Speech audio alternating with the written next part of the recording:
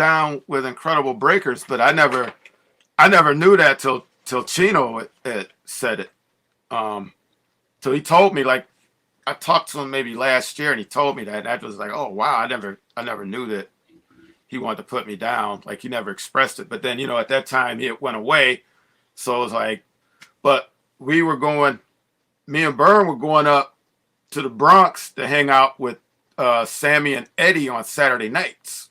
Like, we were jamming in their house. So like, I got to know them. Ironically, Dave comes over to my house one night, Cyclone, and we're out in the hallway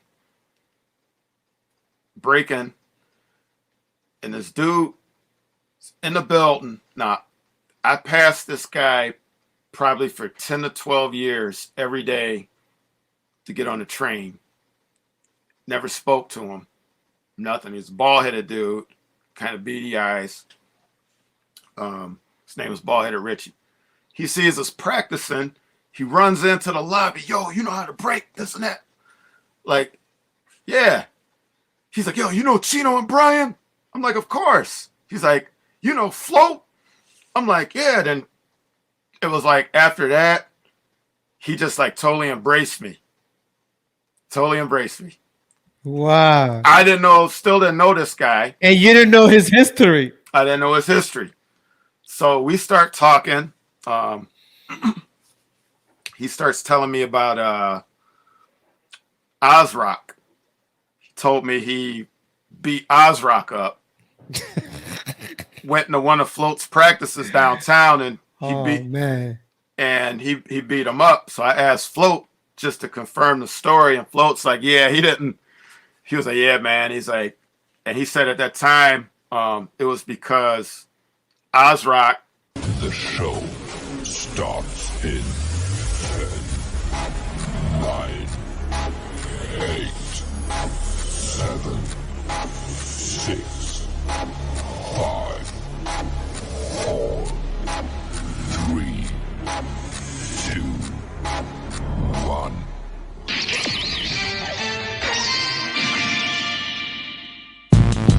Yeah. Yeah. Yeah. Ladies and gentlemen, welcome back to Flash Talks. This is Flashback, history worth listening to. This evening, we have an amazing, oh my God, I always say this in every intro, but I'm telling you, this brother right here, he was my grappling partner back in the days in the 90s. This brother right here has been such an inspiration in my life, and not only for me, but so many people out there. He goes by the name of Forrest Getemgump. He's a trailblazer in the breaking world with over 2 decades of experience in the industry. His love for dance began in 1982. That's way back. Some of you guys weren't even alive. When he first started breaking, he became enamored with the style of dance, which is called breaking. Born and raised in central New York, Forrest dedicated himself to perfecting his craft and giving up all sports except boxing and martial arts. After graduating from Aldephi University, Forrest settled in Harlem, where he continued to hone his skills and eventually joined the Rocksteady Crew in 1993. One of the most renowned dance crews of its time. Forrest's talent and passion for dance led him to co-found the Ohio-based crew All Style Rockers, and later to join forces with Rennie Harris' Pure Movement, traveling and affiliated with their productions. Forrest's talent is so amazing. Let me tell you, in 2004, Forrest started his own dance company, All Style and Peace Productions, and quickly became a leading figure in the dance community. Today, Forrest is a sought-after performer, having danced for audiences all over the world. He is a member of the Seven Gems Rock Dance division and continues to inspire others through his passion for this dance. In addition to his success on the dance floor, Forrest is an avid runner and has participated in numerous marathons, demonstrating his commitment to a healthy lifestyle. Forrest remains at the forefront of the dance world and continues to push the boundaries of creativity and innovation, always on the quest for the perfect beat. Ladies and gentlemen, put your hands together for Forrest Getemgump!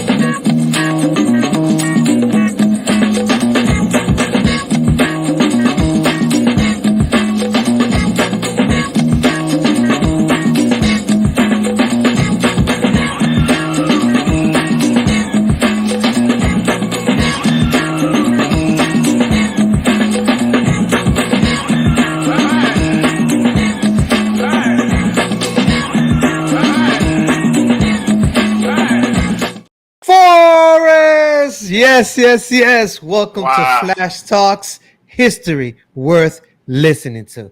Welcome to the show, my brother. How you doing? Man, thanks for having me, man. I really appreciate being here. How you feeling right now? How you feeling after you seen the intro and all that? I'm feeling good, but man, I haven't looked at those clips for a minute, man. It's a story behind each one of them. There you go. And there's a reason why they call me Flashback. I'm going to give you that flashback this evening and make sure I take you back to the beginnings where you started. Let's say 10-year-old Forrest Gump. We're going to go way back. Make sure the audience, the listeners, the viewers, they hear everything about you. Where you started, where you went, the beautiful things you've done, the amazing things you've done, and what you're doing now and what you're about to do in the future.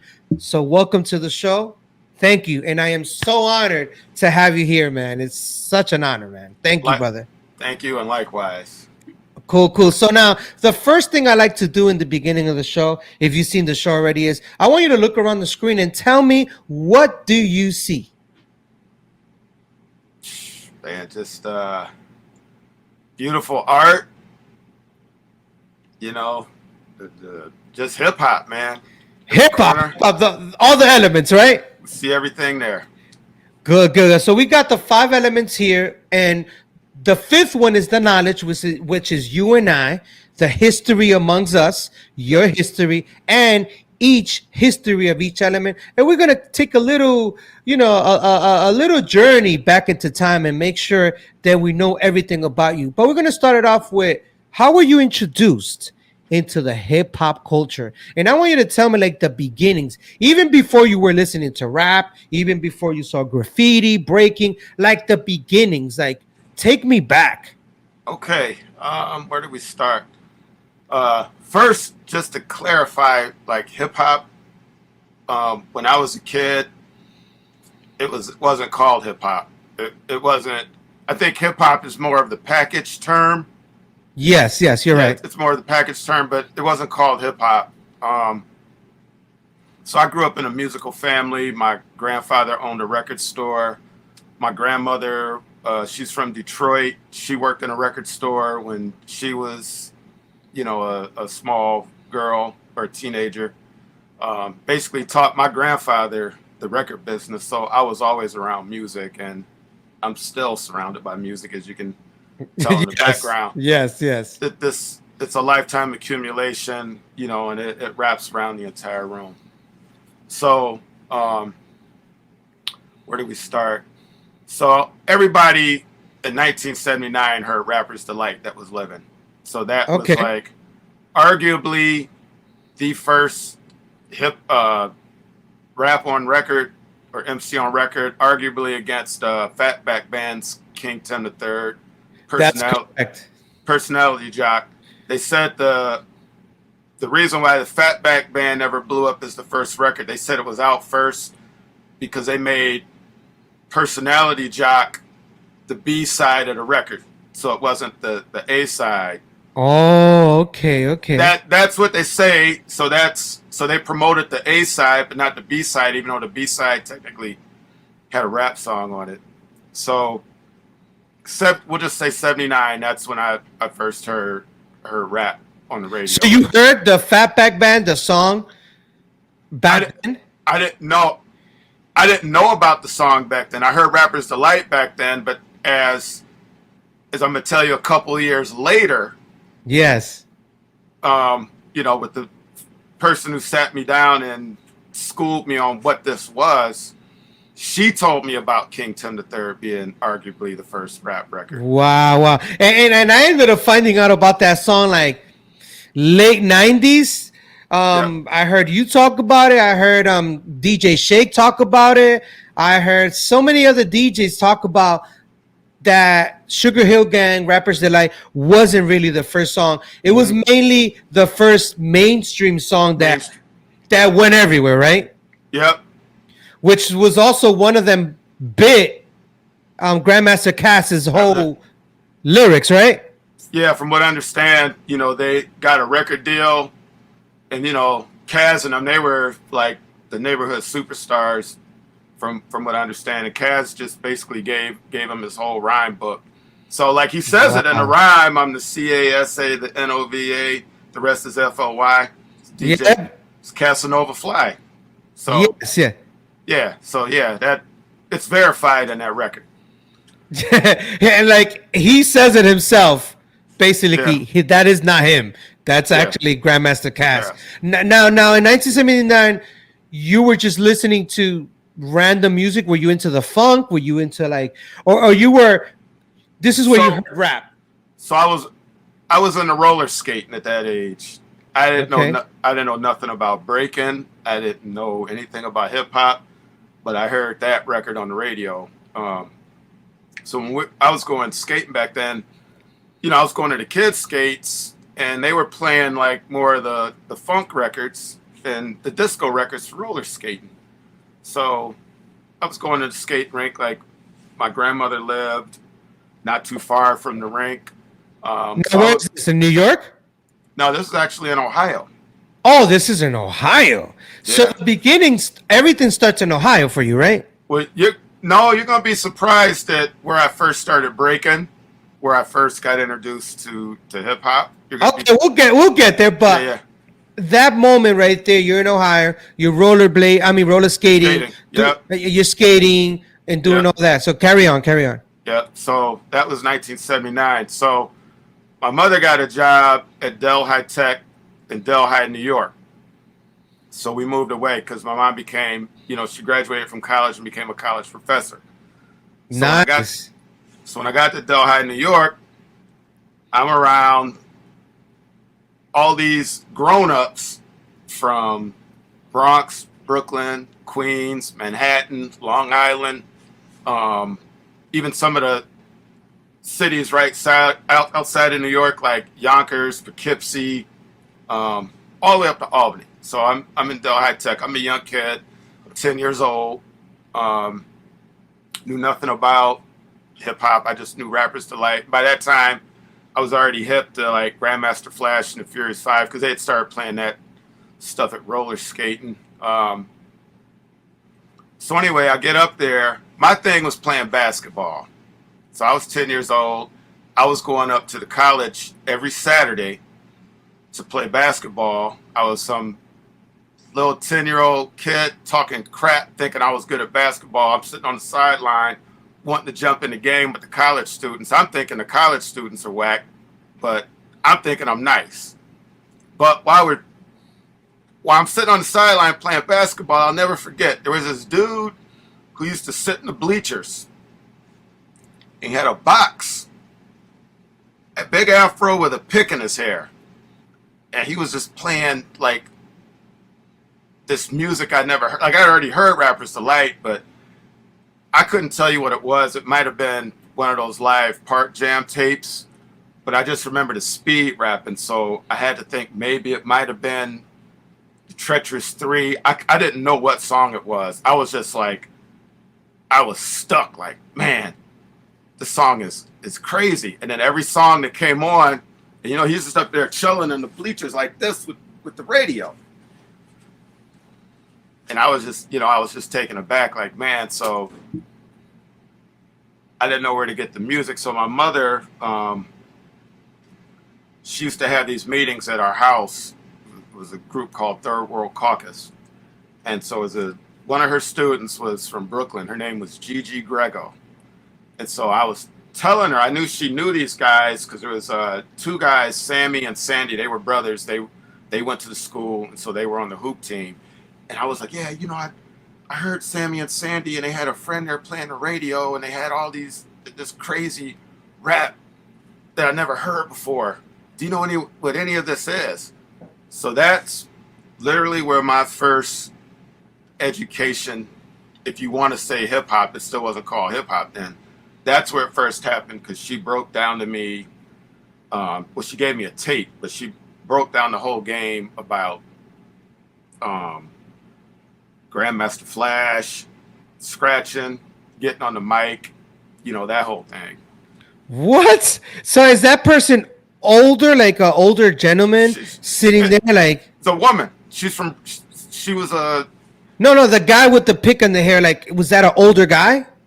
No, he's just somebody who was Gigi's age. She went to school with all these guys. She went to, because Delhi Tech was a college in New York, so she went to school with these guys.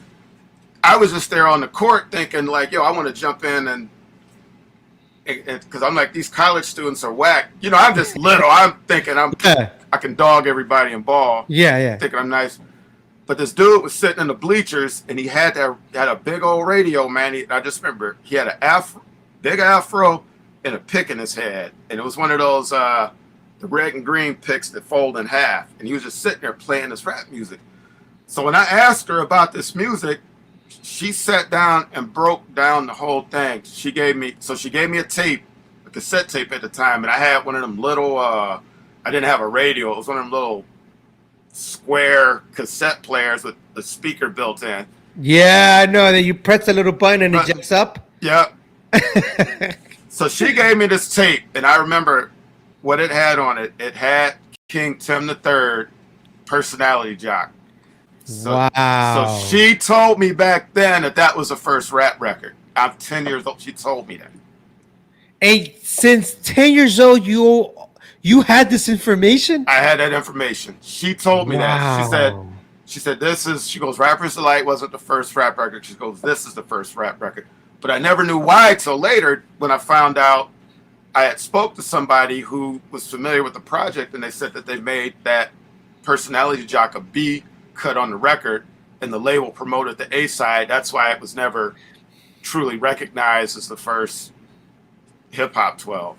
Wow. Do you think that song, if it would have played back then the same way Rapper's Delight would have played, do you think it would have had the same effect on the world? Well, it's kind of hard to say, because you got to remember at that time, at around the same time, Good Times by Chic was on the charts and blown up. So the people were already familiar with the Chic beat, you know, Good Times. And then yes. And then they were cutting Good Times up. So Good Times was already a hit record. And then you had Sugar Hill Gang coming with Rapper's Delight. With that same rhythm feel. With the same beat. Yeah, now right. Yeah, so yeah, that. So I don't know if that would have had the same impact. It might have, because there wasn't really rap on record, but Yeah, I mean, I guess it was Spring because it's Spring Records that's on. They made the mistake of putting the R&B song or the funk song on the A side and the rap song on the B side. No, So no, no. Were you listening to this in the summer, Rapper's Delight, or was it like a fall type of music, or was that more of the summer type of music? I remember it being summertime and everybody outside, man. Like Everyone playing that. everyone outside, you heard it because also got to remember in those same years, I was also going to Detroit. I'd spend my summer times in Detroit. And Okay. so Detroit had that just knocking all over, like, cats coming down the street, you're hearing Rappers Delight. So, yeah. What other songs followed that song? Because, or was it? Because I remember one of my cousins, he had Rapper's Delight. I ended up finding a tape from one of my older cousins, and he had Rapper's Delight like 15 times on remember the Maxwell tapes? I remember. I have some Not the right over TDK, not the TDK, but the Maxwell. Maxwell, yep. Yeah, and as a matter of fact, no. It wasn't a Maxwell. I'm gonna take you back. It was Memorex. I have Memorex over there too, yep. It was a Memorex tape, and that's the first time I heard Rappers Delight. And this I'm talking about '89 or it was way after. But I remember getting the tape, and Rappers Delight was recorded like 15 times on side A and side B, like over and over. And I found it so strange when I heard it. I was like, it's the same song. Is that what they were doing back then? They were playing over and over the song? Well, maybe they were playing over and over the song, but I mean, back then you would get a record and play it 10 or 15 times in a row just because you liked the song and you wore the record out. But that particular tape that I had, that Gigi gave me, it didn't have Rapper's Delight on it at all. It had King Tim, Personality Jock, it had Disco Dave and the Force of the Five MCs, Yes. the Funky Four plus one more rapping and rocking the house, Wow. Super Rapping, Spoonie G, Spoonin' Rap. And it had G, man, that beat. and it had Love Rap by the Treacherous Three and Spoonie G. So Spoonie G's the one that goes from the south to the west west to the east. to the north. Yeah, Oh yeah. my god. The first time I heard that track, I was like, what is this? So I was introduced to hip hop through the cassette tape. Like that. So meaning you just learning the rap, you haven't combined all the elements yet. You I don't didn't- even know there's a culture or nothing. I didn't know nothing about the dance, and so my mom was dating a gentleman from Harlem. So we were spending like Saturdays. We'd go to his house in Harlem, and we'd spend Saturdays there. Now I realize he was full of it, but he would try to talk to me about writing. So he'd tell me, so he would tell me all these names of these writers from New York that were hitting the train. And as I got older and I learned a little bit more about that, I remember the names he told me. As I connected the dots later on down the line, I'm like, man, this dude was fibbing, man, when I was, but at least he told me about the train. But then my cousin lived on Riverside Drive, and when I would go to visit him, I remember when we would come into Manhattan, we would take the train up to my cousin's house, and I just remember the trains being splattered, man, like on the insides and the outsides. But I still didn't understand what this was. I'm just like, oh, people are just, I didn't realize there was a whole thing behind it then. I was just a little kid, and when I first came to the city, I'm like, this is where I belong. Like, What year was that? That was 1980. So that's 1980. So the following year, you ended up going to New York at the city, and you're like, wow, seeing all this. 10 years old. So, yeah, 79 Amazing. Ohio. 1980, that's when my mom took the job at Dell High Tech. And that's the first time I came out of the Lincoln Tunnel, and I just saw this huge world in such a small city. Because, you come out of that Lincoln Tunnel, and you're right there in Midtown, man. And back then, it was just, from what I can tell you, you go through there were all these just electronic stores, Crazy Eddie's, all of that stuff, man. Oh my God, Crazy Eddie's. Cats out roller skating. And so we ended up taking the train to my cousin's house, and I noticed, like, at that time, it was back to the afros and picks, man. Cats were walking through. They had the Sergio Valente, Taylor Lord jeans, Jordache, the Pro Kids. And I just remember being I didn't know what train it was, but it ended up being my line later on down the line. It was the 1 and 9. Oh, man. The 1 and 9 train. The 1 and 9. Because my cousin was on 157th Street. So we'd ride up to 158. And I just remember, at that time you walk in between the cars and cats were just coming. They were walking on the subway with radios and all of that, man. And it's just like. And were they doing the colors? Were people doing the colors at that time already? I don't really remember. I just remember, like, dang, man, this is just some real, like, urban craziness. And I still hadn't heard of Breakin yet. I still didn't know that about Breakin. So you already heard rap. You already kind of got a little acquainted with some graffiti. Yeah. So carry on. So then what happened? So, boom, I'm just in the city. Then I remember it was in 82.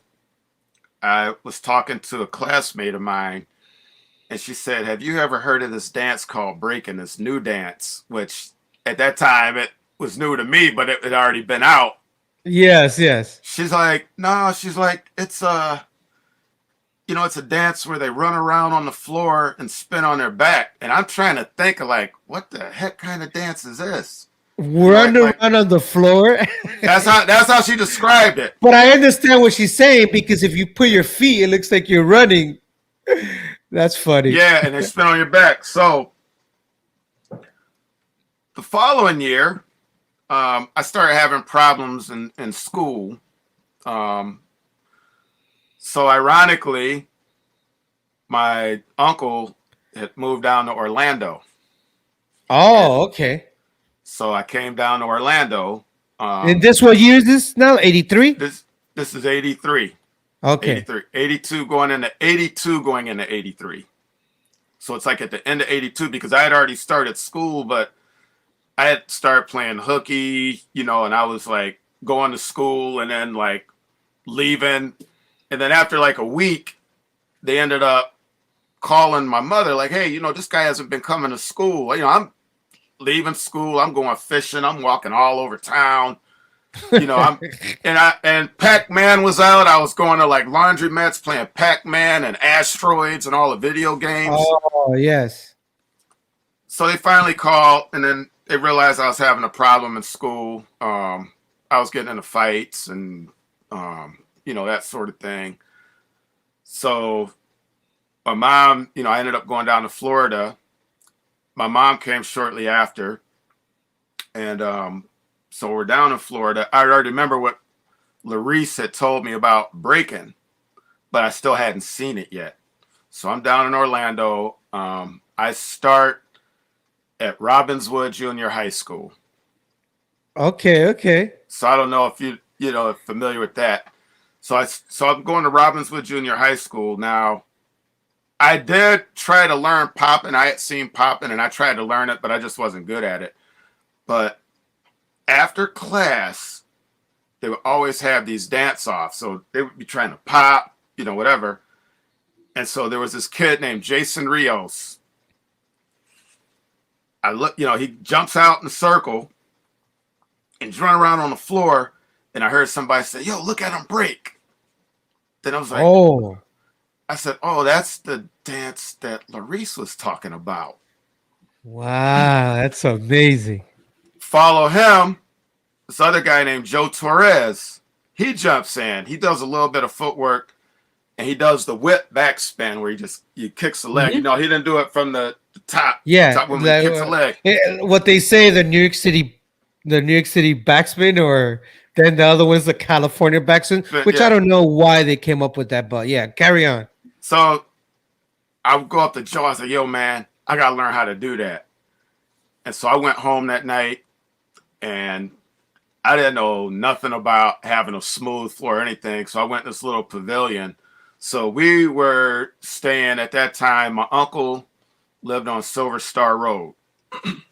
That's Pine Hills. That I know. Yeah. Silver Star, because every time I pass through Silver Star, I put my windows up. Oh, I don't know. I guess it's bad now. That's what I Oh hear. yeah, Pine Hills is crazy. Like when you hear Pine Hills, you're like, oh, you're from Pine Hills? Oh man. I mean, I saw my first bank robbery in Pine Hills. When I Back then, look at that. back there, I saw and the dude left with dropped a big bag of cash, and I was about to go pick it up, and the police were like, "Don't touch that." Oh man. So we were over there. So they had a little pavilion. I went in there that night, and I was trying to learn that backspin, man, and I kept trying and trying and trying. Now I'm on this jagged ass concrete, like nothing smooth about it. I don't know what I was doing. Man, I bruised my back up so bad that I went to school the next day, and I showed Joe. I was like, man, I was trying to learn that backspin, man. Look at my back. It's black and blue. And he goes to me, well, just keep practicing, because if you stop now, you're just going to get softer and softer. Oh wow. That's what he told me. He's like, you'll get softer and softer. He's like, so, and I'm messing myself up, man. So I'm trying to learn. All those burns. Yeah, so I'm trying to learn. I'm like, dang, man. And then eventually I ended up surprisingly getting it. And so that's kind of where my whole breaking journey began. So you were focused on a backspin. You didn't see nobody on their head. You didn't see nobody doing 1990. No flares. You just the guy running on the floor and doing the backspin. Yep. And I learned like one little footwork pattern. Like I want to say it was a 6-step, but I never knew it by that terminology back then. I actually never heard of 6-step till the 90s. Okay, so now transitioning into like going into getting more involved with everything. You're in Orlando, Florida. Do you end up going back to New York later, or was it right away? Almost right away. So I got better at breaking throughout the school year because, now I'm practicing. So I got to mention this stuff. Breaking actually, at that time, even though I really was just a neophyte at it, just new at it, I ended up getting a job down in Florida breaking every Saturday. What? So you were already doing gigs? I was doing gigs. Already at that age? And wait till I tell you more about this. So I'm doing it. Go ahead. That's crazy. So I got a picture of it, and at some point, maybe I could send it to you, but there was this place called Champion Stereo and TV Rental, which was in Pine Hills. It was in a plaza. So I had a cousin down there named Eddie Booker. There was another guy named George, and a guy named Jimmy Lemke, and another person that we all know named DJ Tony Touch. Oh. So I met Tony through Joe Torres, who Joe has since transitioned, but I met Tony through Joe, because I guess Joe and Tony had already been breaking together or something. So ironically, Tony lived, so I was on Silver Star Road. I can't remember the street that cuts through, but I know there was like a Piggly Wiggly up the street. So there's like a major street that cut through Silver Star Road. And then on the other side, there was a place called Hunter's, I think it was called Hunter's Run. And that's where Tony was living. And so I met Tony through Joe, and I started going up to Tony's house practicing with him. And then we had the gig on Saturdays at Champion TV Stereo and Rental. And then they had another location on the other side of town. I can't remember which Orlando it was, but we started out at the one in Pine Hills, and then we went over to the other side of town. So we were doing 2 shows every Saturday. That's me. And how old are you at that time doing shows? 12 going on 13. Oh my! So they were paying. How much you were getting paid at 12 years old, man? So I'm gonna tell you something else. That's Like I'm crazy. gonna jump ahead a little bit about the influences. Like, so Tony wasn't really like an influence on my breaking or anything with hip hop, but where he became an influence is valuing yourself. So we were doing these gigs, and I think we were getting anywhere between $15 and $20 for the whole day In the 80s. in the 80s. But Tony's Did like, that feel good? Did that feel good? Like you What? getting paid that? at 12, you're feeling good, but then Tony's like, yo, this isn't good enough. Wow. And I'm like, what? He said, man, he goes, they ain't paying us nothing. And at first I couldn't understand. I'm like, yo, man, like, I don't got people, I was getting allowance $5 a week, but I have nobody putting a 20 in my pocket. In one day. And one day, we go to this side of town and that side of town. So that's one lesson I got. So right before we go back to New York, my mom ended up getting a job back up in New York. So I ended up staying down there. Like, she went back up. I stayed with my uncle for to finish out the school year. We go to an audition. So it's Joe, Jimmy, Tony, and me. And I can't remember what movie it was, but I want to say it might have been early auditions for the pilot. Remember the Oh TV show, yes, Pilot? the pilot. Yes. I think Ozrock did some stuff there. He did Yeah, stunts, and he I was think a- he actually showed up in the movie. He was one of the leads in the show in the show. It was Yes. it was an after school special. A lot of people don't know about the movie, The Pilot. Like Yeah. only the people that really know. So I think that might have been filmed in Miami. I'm not sure, but I think they had auditions in Orlando. So we went to the skating rink there. And so we were all going to go in and audition as a crew because we already went and did our job at the store. We heard about this audition. But then when we got to the audition, Tony wanted to split up. He was like, nah, me and Joe are going to audition and you and Jimmy are going to audition. So I felt Oh man. kind of dissed because then my uncle was the one who drove us all over there. And they split. Now were y'all as good at everyone was at the same level of breaking, or some were better that you could recall? I think we were all kind of the same. I think out of all of us, I think maybe it was Jimmy first, then Joe, Tony, and probably me. I was probably the weak link out of the whole crew, but I was getting better because I was practicing with Jimmy. Jimmy was this white kid who at that time had everything, like, except tracks, because I don't think tracks were out then, but this dude was turtle, windmill, headspin. He didn't have footwork though, but Okay. he could hold his own on everything else. Joe, I think, might have been next in line, Tony than me, but because I don't think I was just getting the windmill at that time. I had like the drop The down, whip? the whip. Well, I was doing the whip backspin, but then I had, I was doing it from up top. Yes. But I couldn't rotate over to the windmill. I had a hard time getting that. So I'm going to tell you a little bit more before I get back to that story. The way I learned the windmill was I learned that there was a club in Orlando called Electric Avenue. Wow. That sounds really cool. Electric Avenue. It's like the song, right? Like the song, and it was out at the time. So at that time, that's where all the breakers went on Saturday. It was like a teen nightclub, but that's where all the breakers from all over Orlando went. Wow.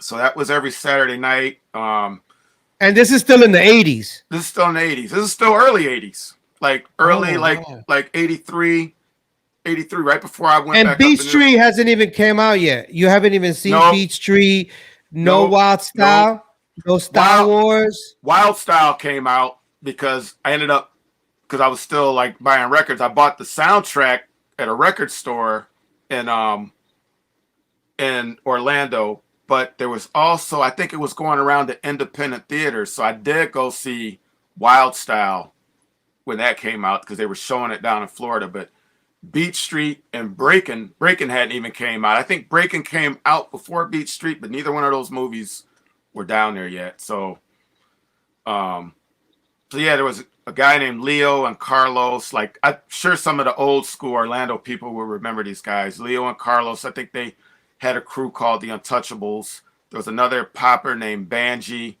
Um, I talked to this guy Breaker that I met at the Pro-Am one year. Mike Garcia. Mike Garcia. Yes. I don't remember him, but he had to be there because he knows everybody I know. Yeah, he is, because there's a lot of footage and information that I've gathered through the years of me living here in Florida. And it's crazy because I ended up working for his company mid 2000, like 2010, which is called G-Force. But he started a company called Night Force later on. It started with Night Force, then it went to G-Force. And then I ended up working for his company as a stunt acrobat B-boy for Carnival Cruise Line. Wow. And I remember he was known as Breaker. And he had some really dope ass windmills, so super fast backspin, and then whoop, he got up. Like, I never forget watching him, and I saw him at Pro-Am, and I didn't even know who that guy was until 2010. Then I was like, that's you? Oh my God. But so you already knew Breaker back then? I didn't know Breaker. I met Breaker at the 99 Pro-Am, but me and him, okay, we had a conversation about Orlando, and then I dropped Electric Avenue on him because, like I said, it was Leo and Carlos. They were the Untouchables. There was a popper named Banji that was very well known. Another guy named Mutah. They were from this area called, I think Mutah was from this area called Carver Shores or something like that.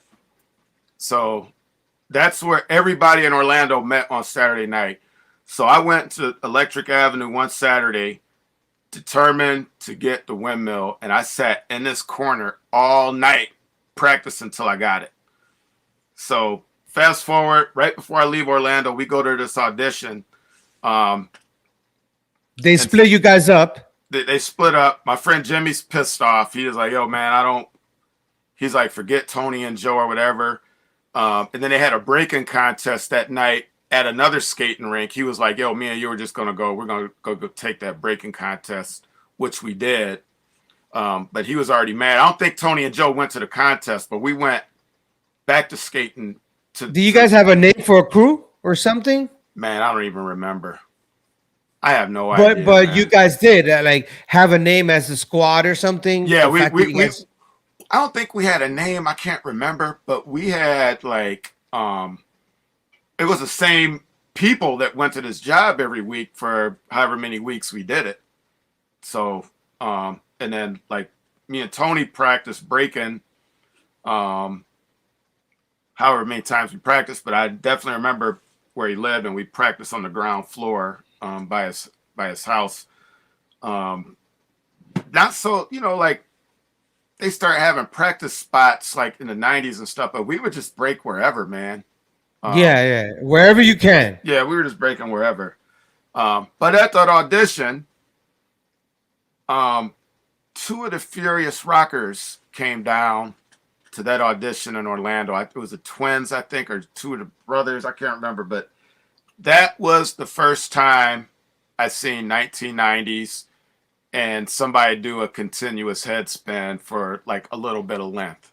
But they got in that audition, and I was like, damn, I was blown because they were at a level that nobody in that skating rink was at that time, and these guys were from Brooklyn. So they went to Florida. They came all the way to Florida. Do you remember those B-boys? I remember it clearly. They both wore red. They both had Adidas. And I remember they said these guys are from Brooklyn in a group called the Furious Rockers. I can't tell you which one of them it was, but that's what I remember. And so they ended up getting the audition? They did the audition. I don't think they got the part because when you look at the pilot, you just see Ozrock in the pilot. Yes, Ozrock is all over that. Yeah, And then, I don't know, maybe they filmed it and they couldn't come back. But I know that at that audition, they blew everybody up. And you went home. How you felt when you saw these amazing performers throw down and you're watching this? What was going through your mind? I was like, damn, man, I got to get my game up and learn this, man. I got to learn it. Like I was, sometimes when you compete against somebody that's better than you, you're kind of nervous about going into the competition, but it wasn't a competition. It was an audition. Mm-hmm. I'm almost like, dang, man, I don't want to be the person called after these guys. But then I was like, you know what, man, like the worst they could tell you is no. And I thank Jimmy for a lot of that because Jimmy was like, even though Tony and Joe wanted to split from that audition, and I'm not even sure if Tony remembers this, because Jimmy is like, man, forget them guys. We're just going to do what we do. Because I was practicing with Jimmy the most. Like I was going, And Jimmy was the best one out of the four, yeah. Out of the four, yeah. And I remember him, like I was trying to get that windmill down, and he just kept pushing me. He's like, yo, you're not kicking hard enough. You're not doing this. And then finally, like I said, I sat in Electric Avenue and all night just trying to get that windmill till I got it. Then I got it. I was like, oh, man. So. Now, were you doing martial arts at that time or not yet? Or you were transitioning into doing martial arts or you were boxing? Like, so at that time in Orlando, so before I left Ohio, I was learning martial arts. There was a guy who used to teach martial arts for free in like a parking lot by his house. And I'd learned like he was showing us basic blocks and, punches, but I didn't know kicks. So when I got to Orlando, I went to YK Kim. That was a Taekwondo school. Grandmaster YK Kim. I started there. I think I got up to yellow belt that year before we went back to New York, and I didn't start boxing till high school, but I'd started, and that's YK. Now, do you remember what type of style of Taekwondo? Was it under ITF? Was it Odo Kwan, or was it traditional straight Taekwondo? I think it was traditional straight Taekwondo. Like back then, they were giving us we'd take the classes, but they would give us manuals, and I still have the book. And I remember that we used to have to call him Sabu Nim or something like that, like Grandmaster Kim or. Were you learning the Korean numbers and all that? Yep, we were learning the Korean numbers. I had learned how to break boards, even though those pine boards were easy as hell. Yeah. So now moving on from the doing martial arts and all that, and after the audition, when was it then after? Because you're already training and doing stuff with Tony, which is crazy. Tony Touch, man, like way back. Like, who would have thought that? I never in my life I would have thought that you guys knew each other like in the 80s in Orlando, Florida. Since 12 years old, man. That is trippy. Do you keep in contact with him now, or it's not the same? No, not the same. But so I'm gonna fast forward a little bit, and we're gonna come back. I didn't see Tony again until the Rocksteady anniversary that we got put down. Oh, wow. So now, in that time after the audition, who were your mentors and teachers that were kind of, you felt like, wow, I need to be around this person? Would you say Jimmy is one of them? Jimmy, for sure. Jimmy was an inspiration. Wow. And you will say Tony in the sense of him teaching you value of yourself, of like, hey man. Yeah, like don't sell yourself short. Like that's the one thing I remember about that whole experience with the store. It was like, yo, we're not making enough money. And I'm thinking $20 at 12, 13, you're on top of the world. But he's like, nah, we ain't making enough, especially doing 2 stores. Of course. So now besides Jimmy and Tony, who would you consider? And it doesn't have to be in the breaking world. It could be the DJing, or it could be even your family that is mentoring you. I'm gonna cover all that. So come back up. So we're in upstate New York. I'm gonna definitely have to shout out my brother who passed away early this year, DJ Swell. That's who got me into DJing, but he also pushed me to keep, to keep breaking. He's like, yo, man, you're good at this. You got to keep doing it. So Swell he was originally from Far Rockaway, Wow. in Queens. And so Ramel Z and Shock Dell actually asked him to be their DJ back in the day. And he was also down with Divine Sounds from Brooklyn. Remember What People Do for Money? Yes. So he was rolling with them at that time. Like he was rolling with big dogs in high school. So it was him. There's another cat named Anthony Austin who helped me get my windmills right, because, at that time people were doing them with their hands, but doing them with no hands was a thing. Yes. So I was trying to do them with no hands, man, but I kept cracking my head on the floor. Oh, boom, man. boom, Or hitting boom. that knee on the ground. Yeah. When you're about to go around, right? So I noticed this dude had some real smooth windmills. I was like, no hand and just popping up on his head. I was like, yo, man, how are you not killing your head?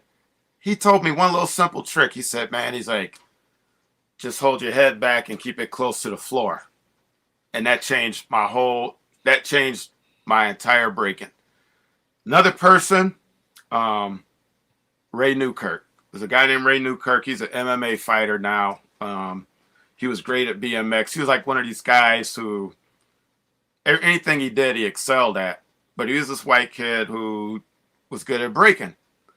I ended up having a battle with him, and he smoked me real bad because at that time, I was like doing one thing, like I go down, I do a set of turtles, I get up. Or I go down and do windmills, get up. I do some footwork to a head spin, get up.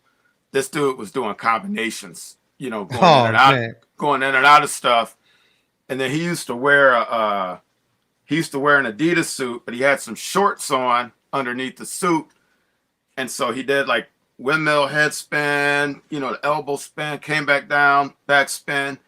And then he did a freeze. And as he did a freeze, he pulled his pants down and he landed in this crazy freeze. And it's right across his shirt, it says, "You lose." Oh, snap. Even though it was a gimmick, the crowd went for it. Man, they talking junk about me in school the next day. What grade were you in at that time? I was in 9th grade. So check this out. That same skating rink, you never guess who shows up there one day and just smokes the whole rink. But wait, what rink you're talking about? This is in Orlando?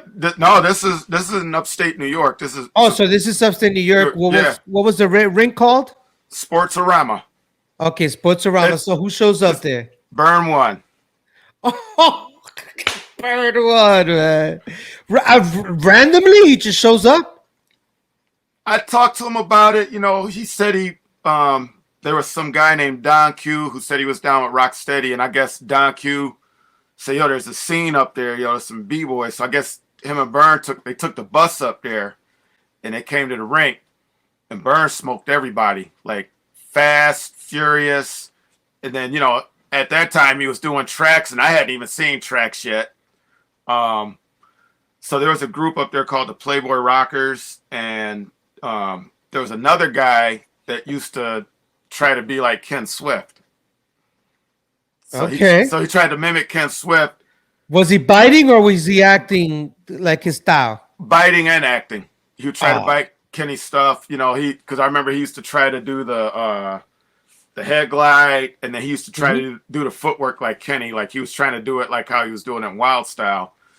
And so Burns smoked him, and then I had beef with this crew called the Playboy Rockers. Well, now I look back, maybe it was, but I was always battling them.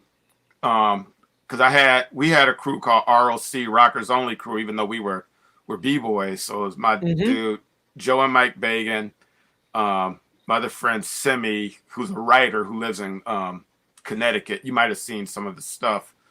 Who else? We had another guy named Bruce that rolled with us. So we had beef with the Playboy Rockers. So that Saturday, Burns smoked all of them. all of them. Now, you met him or he battled you too? I didn't meet him.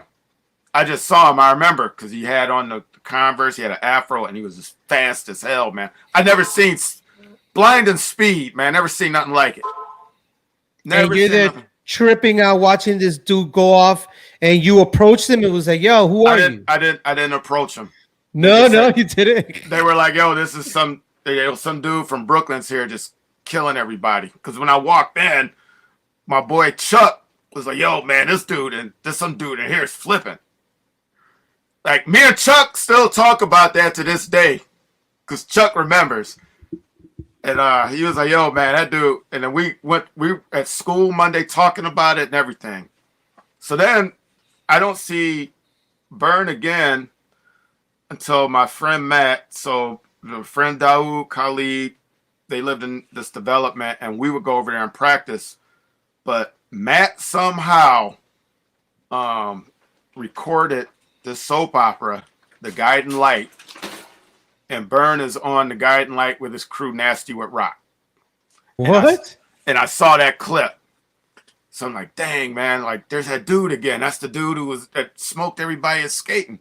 And he did the swirls on there. Yes.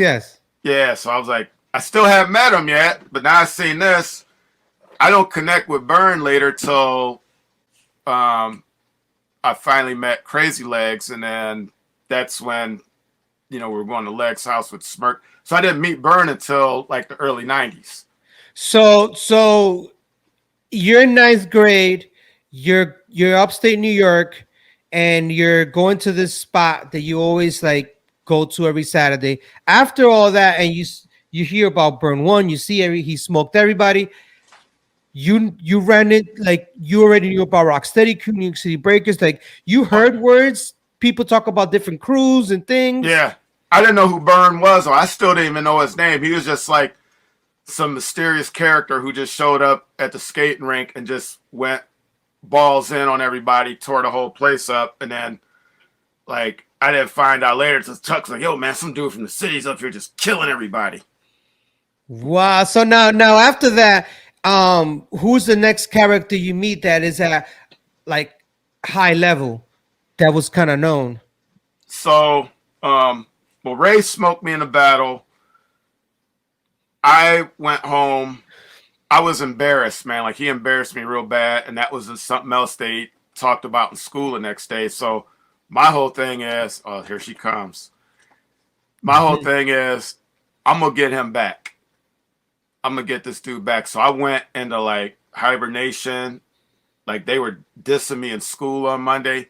So I was like, you know what? I'm gonna hide from everybody, and I'm just gonna practice till I can come back out and smoke this guy. So I did. Like nobody saw me for like 3 or 4 months. Yeah, training like crazy, Rocky Balboa style. Yeah, so I was after school, when everybody was gone, I'd find a corner in the hallway and practice by myself. And nobody see me. I wasn't going out, nothing. And then I was like, yo, I'm not gonna go out till I'm good enough to get this guy. So how long did it take you for you to say, I'm ready? I'm gonna show up to that spot and I'm gonna battle, I don't know who. Few months, maybe 3 or 4 months, and then finally I was like, yo, I'm ready to face Ray. So I go to the spot. Ray's there. I was like, hey man, I want to battle again. Ray tells me, man, he goes, I quit dancing. Oh man. And then he threw down a little bit, but I was like, well, I'm not gonna battle him now because Ray was all, like I say, he was in the BMX, but by that time, man, everybody was like into fighting and street fighting and all that. Like, yeah, these guys are going down to like Orlando on spring break and just trying to get into fights with people and all that kind of crazy stuff back in the 80s. And then my other friends were out trying to, do robberies and stick ups and that sort of thing. And so when Breakin kind of died down, I just got back hard into my martial arts. And that's when you dove in. The scene is fading out and you're like, now I'm gonna hit martial arts. Yeah, so I just went hardcore with the martial arts. So what you started doing after that? I was doing mainly kung fu, and I was going to boxing every day after school, and I was going to kung fu class. So Now, that's were you into wrestling at all? I got into a little bit of wrestling. So they had a wrestling team at school, and then I learned some moves from the coach. But like I said, man, I quit everything for breaking. Like I said, that martial arts and boxing were the only sports I did. When I was breaking in the hallway, the basketball coach, his name was Mr. DePascal, he would always walk by me and look at me. He's like, "Play a sport, play a sport." I'm like, I'm not. Oh I man. I ain't interested, man. I'm out here breaking, man. Like I'm getting breaking. You don't need weights. You don't need to get on a treadmill. You don't need to run. Like Have you ever seen him again? Because if he sees how amazing this culture is now and how like 2024, we're going to the Olympics. Like, come on now. no, I Like haven't seen him since I left that high school. man, I bet if he's watching a commercial or something about the Olympics and breaking, he's gonna think of you. He might, because I know he's gonna be like, oh yeah, that. Like, I wonder whatever happened to him. I was in that school every night breaking to the point where we had a truant officer. He told me that I was not allowed to break in that school anymore unless I started a breaking club,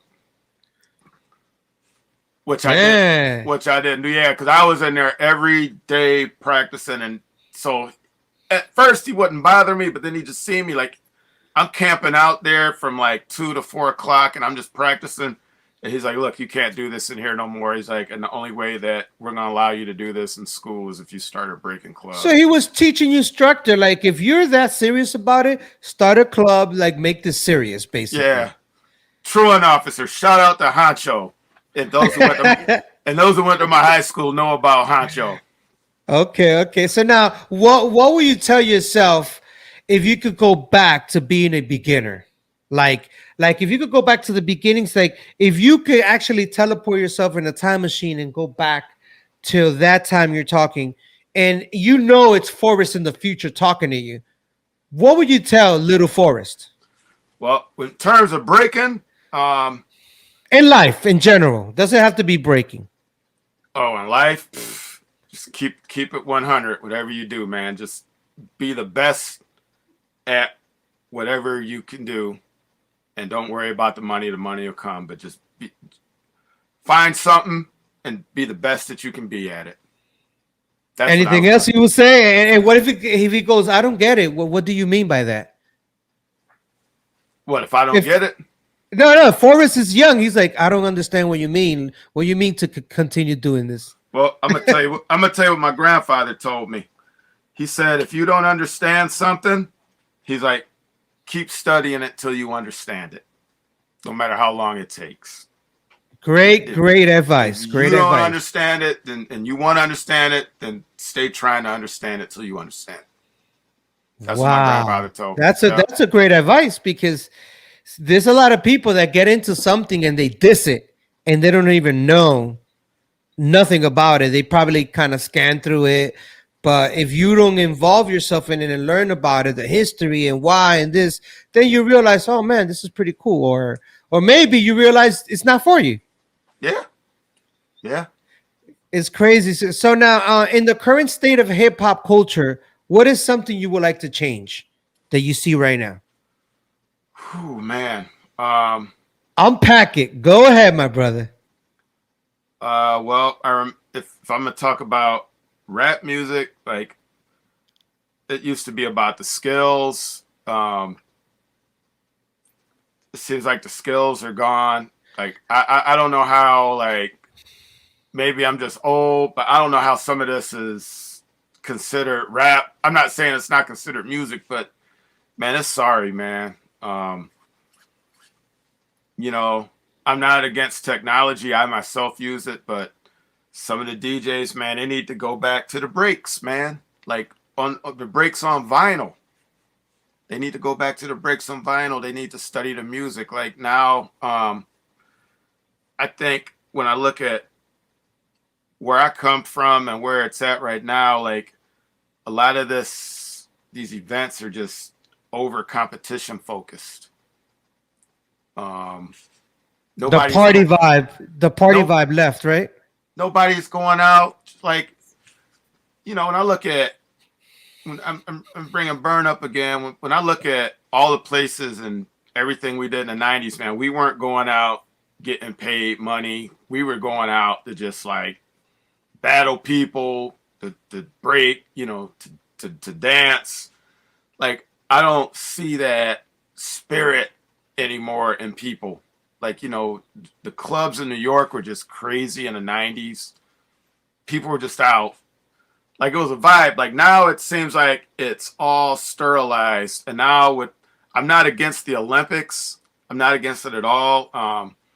I just think I don't know how much integrity is going to be preserved with it, because obviously with this dance, where it comes from, and what you do with it, making a person look bad, you're not going to be on an Olympic platform doing certain gestures at your opponent, but those gestures define breaking. So I just hope that it doesn't lose sight of what this really is, and what this dance is about. I know it's not going to be represented the way breaking's truly represented in the Olympics, but the Olympics is every 4 years. I think somehow we need to get the vibe back, with people just going out to jam, like not necessarily doing shows and stuff for money, but just go out, kick some music on, and go off.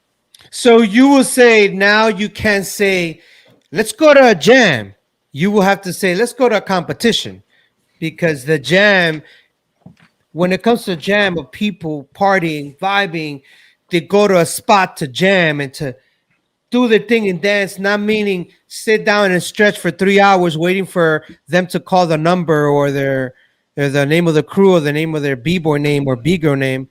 Like, do you feel that the fact that you lived through the 80s and the 90s breaking, and we lived the golden era of hip hop, do you feel that if we lived it, that's it, it's done, and it's never going to be that again, and whoever lived it, experienced it, and now we're in 2023, and for us to like kind of get that feeling, we will never get that feeling again, because we already experienced it.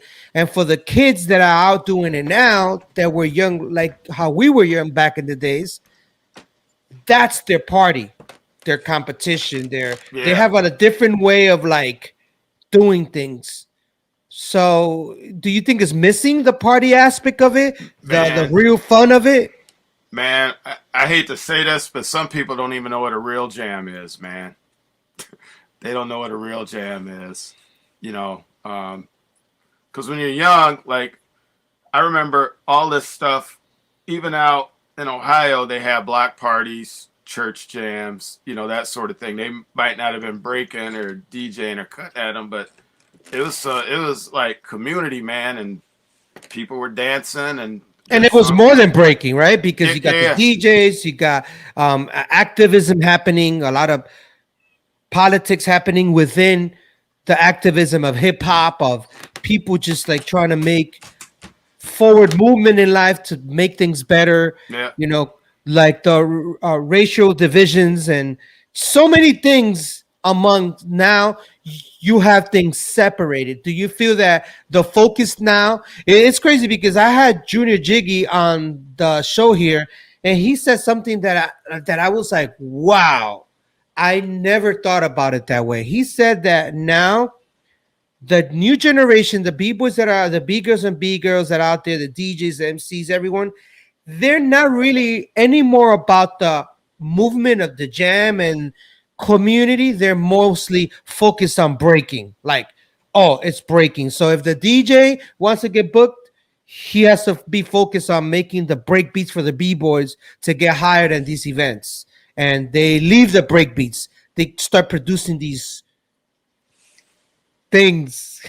Well, I know how you feel about that. But listen, man, I don't, like I say, hip hop was a package.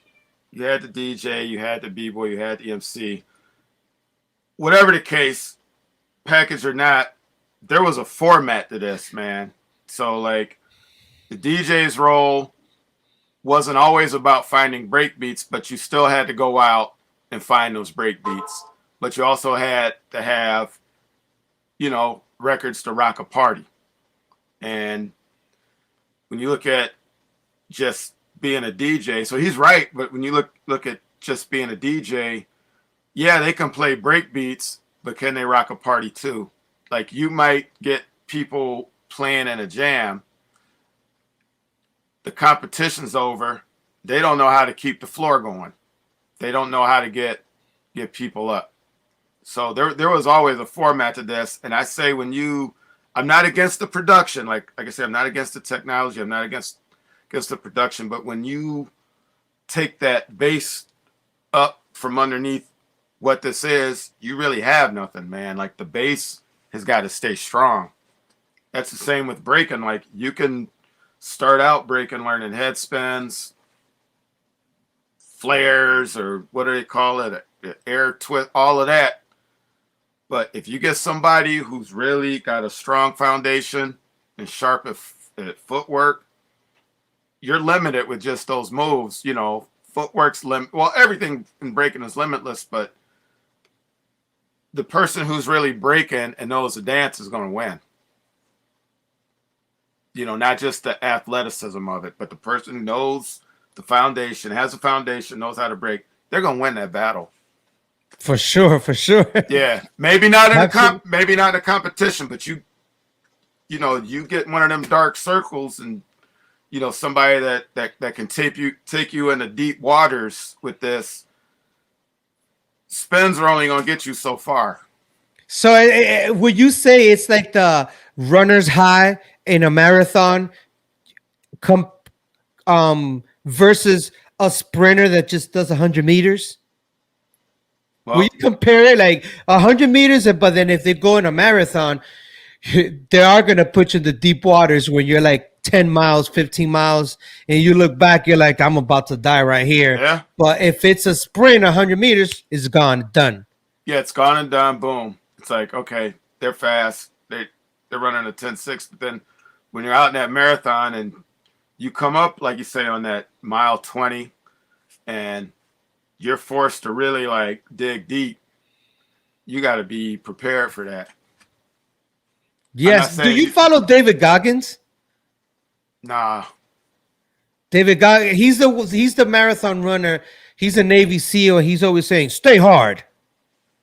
I heard of him, but I haven't really followed all his him. motivations is him. He's jogging in a marathon. He does 100-mile marathons. He does like stuff, crazy stuff, and he's there and he's always talking to the camera about life things. And one of the things he mentioned was the deep water. That's why I mentioned it. That some people, they're quick to immediately judge something, and they have never got into the deep water. They don't know. They don't know that side. Like you mentioned, the B-boys or the B-girls, that they go into a cipher and they go into that dark circle, that you can't come in with 3 rounds, little flashy rounds for your competition. Yeah. You got to show you fully. Yeah. Deep waters is when you're struggling and you still got to come up with something. That's deep waters. Without drowning. Yeah. Without drowning, you got to make it now. Do you think that's missing in the culture now? In the B-boys and B-girls, like they don't search for that deep water. They search for the next competition. I mean, I can't think of. I mean, I'm not out there on the scene like all the time because like it's all focused, but I can't think of in recent times where I've seen just a regular battle happen where they're taking each other into deep waters where there's no time limit, no rounds, just we're going to keep going until one of us quits. I haven't seen that in a long time. And So it's rep versus rep. Yeah. Like somebody's going to come out there feeling really, really bad. Yeah, no, just like now it's all about, okay, you're up on deck in 5 minutes. Such and such, you're gonna compete. Like I just haven't seen anything where somebody's just gonna go in a club. I'm just gonna battle that guy tonight, and then that guy's like, no, you're not gonna diss me, and then they take each other into deep waters. I don't see a lot of that now. True, true. Now you explain in the DJ sense of the producers, and you don't got nothing against it, but they do have to search for the party aspect of keeping a party going and having everyone dance. You covered the b boys and the b girls about the dark circle and the deep water, and then and when it comes to fashion and graffiti and all that, how you feel about that? I might be stuck in the past on that, if maybe, but then again, I'm all about the tradition. Like, my view on graffiti is like, artistically, it's great. Like, you can have somebody with great graph artistry, but the true essence of it is rocking the lines, man. Like, you can, like, that beautiful piece, like, imagine doing that on a train. Like, I was lucky, like, when I was with Burn, like, we were going out and writing, but that adrenaline rush you get before you go in, and then having to go and do your thing and there and get out, is, there's nothing like it, man. And honestly feel like to truly understand graph, like, you got to go through that. You got to go through that. Like, artistically, it's great. It's just like with b-boying, you could have the power moves. Well, I don't even want to say power moves. The spins, I call them neck moves, really. You could have that. But if you don't have like the footwork or the foundation, then what do you really have? So with writing, I feel like you got to go in there and, like, maybe it's unrealistic now after 9/11 to go into New York City tunnels and smash the trains like that. But that's just how I feel, man. Like, Now it's more on the galleries and legal walls that you get. Well, there's nothing wrong with that. And I know you covered also about rap, of all that mumble rap and all the just garbage music that's out there. Like, I need it's to hear some lyrics, man. Like, something that makes sense. Like, yeah, that's all. yes. Now, what is something you can contribute to the culture to make it better, or you have contributed already, that you could continue excelling and making the culture better, that comes from you, stuff that you can offer so the world could hear and be like, Well, yeah, go ahead. well, I think the main thing and the one thing that you can contribute is basically to tell your story and help be a mentor. Like, maybe reach one person, because one person can make a difference. You might tell your story to 20,000 people and it may not inspire one person, but you hope to reach at least one person, and that person might be able to make a difference, or you can make a difference in their life. And pass down tradition, man. That's, to me, where it's really important. Like, I'm not saying stay stuck in a particular time period, but pass down the tradition and let that person build on it.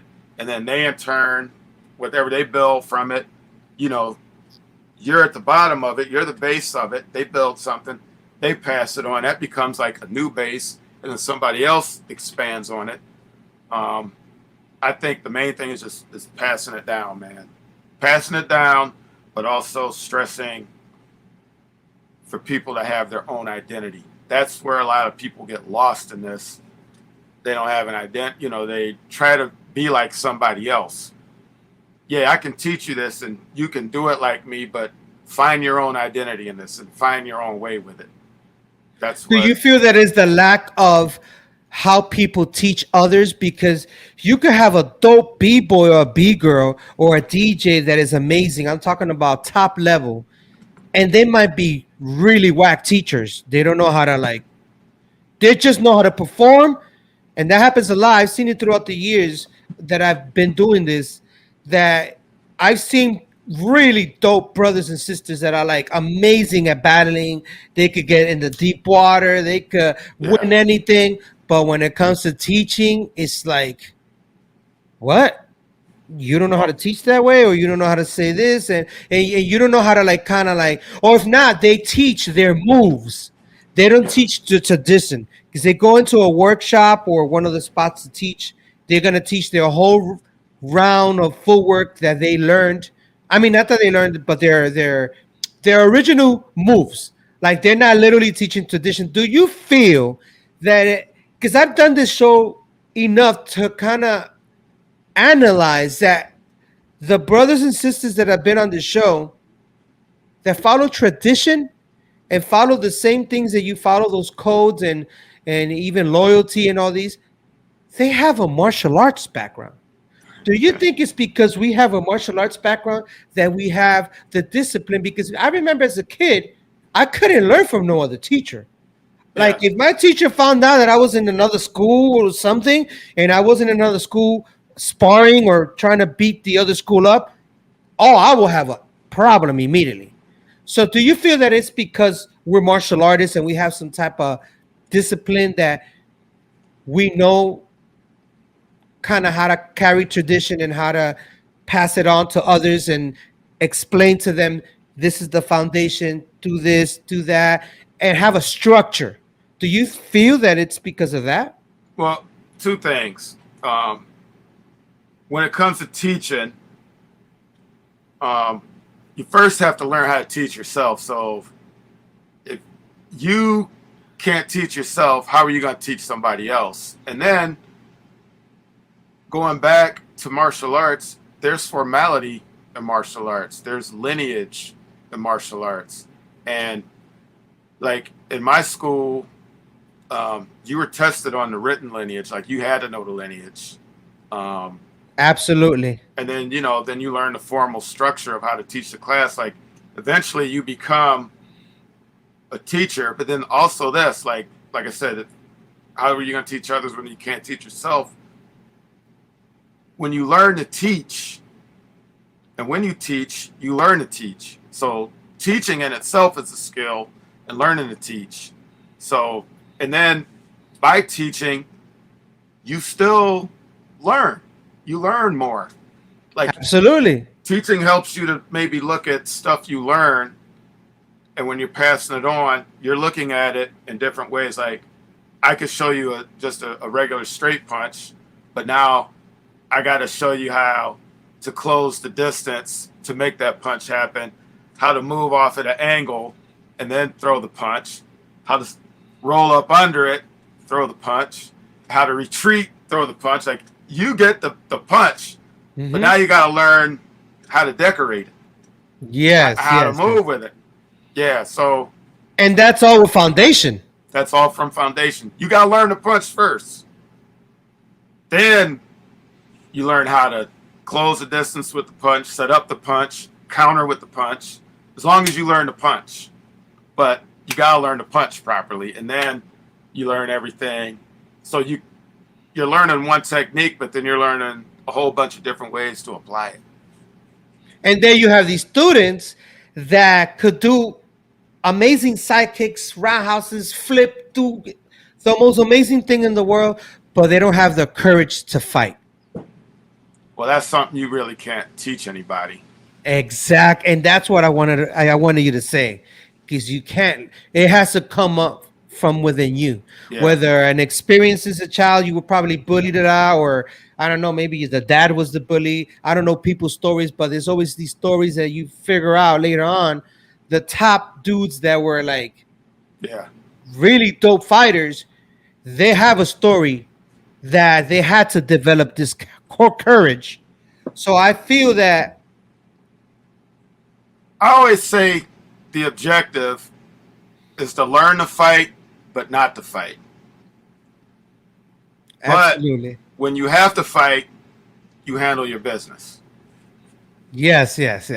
Absolutely. And I love that you're saying that, because a lot of people don't hear that. And now in the scene, not only in the breaking scene, but in just the culture in general, people just want to skip everything and go, hey, listen, just teach me how to scratch. I don't really care about this. I say, yeah, but you gotta go to the beginning. Like that shirt in the middle. that little thing in the middle. What was that thing called in your shirt? That little Uh, thing you put on the record. the I was 45 adapter. the 45 adapter.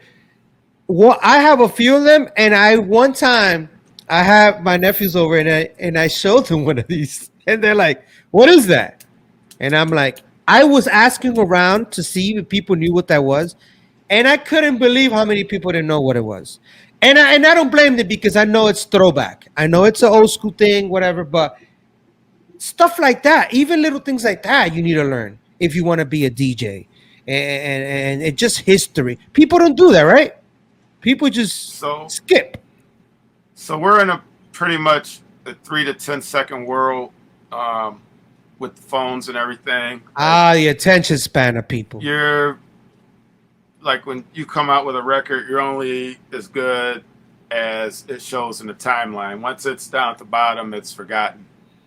You know, and then then it's on to the next thing. And then so you got to keep your presence in somebody's face to even be recognized. With the DJing thing, like it's amazing. Like I'll tell you. So I got two things to say about this. With the DJing thing, I remember teaching a class, and I remember nobody knew how to turn the turntable on. Like nobody just knew to turn the switch. Like What? I actually had to teach how to turn the switch. Wow. Yep, I had to turn it. And so my dude Drake can attest to this. I taught a breaking class at a dance studio. I ended up flipping on the whole class because everybody's like wanting to learn windmills, backspins, head spins. I'm like, no, you got to start here. And then I would give them assignments, go home and practice this. They didn't see the relevance in me showing them that. They wanted to learn the big stuff. And I just ended up flipping out. Like, I'm not going to teach this class because you guys are wanting me to show you stuff that if you can't get this little stuff down, how am I going to show you this bigger stuff? And that's why one of the reasons I don't really, I'll teach informally, but I don't formally teach. Like, I just don't want to be in charge of class. One, I didn't learn this in a classroom. So I had to have some sort of real interest to want to keep breaking. Whereas, you get these rich kids and, breaking looks cool, but then when you sit here and show it to them, they don't pick it up so fast because they want to learn all the complicated stuff first. They don't want to even learn how to dance with it. And I'm just like, man, I can't think when I really sit and look at it, who really ill, like top level, has come out of a classroom setting. Like, who do you know that took classes for 2 years and became like the illest breaker ever? I don't know. I'm maybe somebody, but I don't know that person. I don't know. I don't know either because I never seen that person. Yeah, maybe we're not out too much, or maybe we're not involved too much that we don't know about these things, right? I'm just saying you gotta really want to do this, man. Like that's the way you learn. You gotta really want to do it. I don't think you're gonna you can learn in a classroom setting, but to me it's more like you need to be going up to the Bronx. You need to be going to Brooklyn and meeting people and trying to connect the dots. Like you gotta want to care to do this. You gotta want to do it. Like if I'm just showing you in a classroom, it's just like, okay, this is just an assignment, great, and goodbye. But to really truly grasp what this is all about, you got to go into the world and to the streets to learn it. Because remember, this stuff came out of the street. And Exactly. And there's a lot of people that, they're never going to go to college. Some people are doing stints in prison, and they're probably the illest b-boys ever. But this is the environment it comes from. And you gotta, to me, like, you still gotta want to go and meet those people and dig into their brain and want to know what they know or learn, how did they come up with this move, or, what was the purpose of this? Like, you gotta wanna Mm-hmm. you gotta want to do this, man. And For sure. in a classroom, like, it's good to give people, what do you say, a cultural introduction to it or whatever. Mm-hmm. Some people may stick with it, some people not. Some people just want the grade. Hey, I got a Breakin class, I got a C or an A in a Breakin class, and then then they go on with life. Well, it's good that they know a little something about it, but to truly be in this, you got to go beyond the classroom, and you really got to go into the streets. Yes, and it's one of those things that only if you're out there, you really want it, you have to be obsessed about it. You Yeah, gotta dive in and be like, this is what I want to do, and you gotta be focused. Like you have to stay focused. If yeah. if you're doing 20 things, you might be a little good at each and every one of them, but if you focus on one thing and you end up mastering it, and you believe a lot in the 10,000 hour rule, like you gotta really put in those hours to be good. It can't be like just I learned it and that's it. Book me and I want to fly all over the world and do this, right? Like you I gotta put in those hours. I believe in that.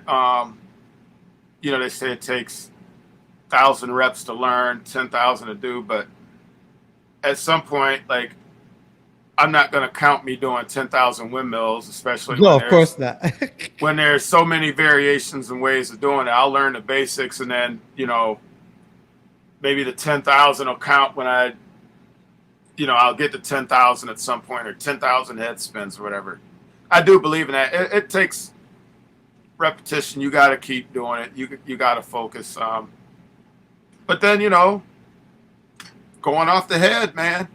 Yep, that's it. The way we learned, right? Just go The off way the how we head. learned, and it's Yeah. simple as of people just asking how you guys learned.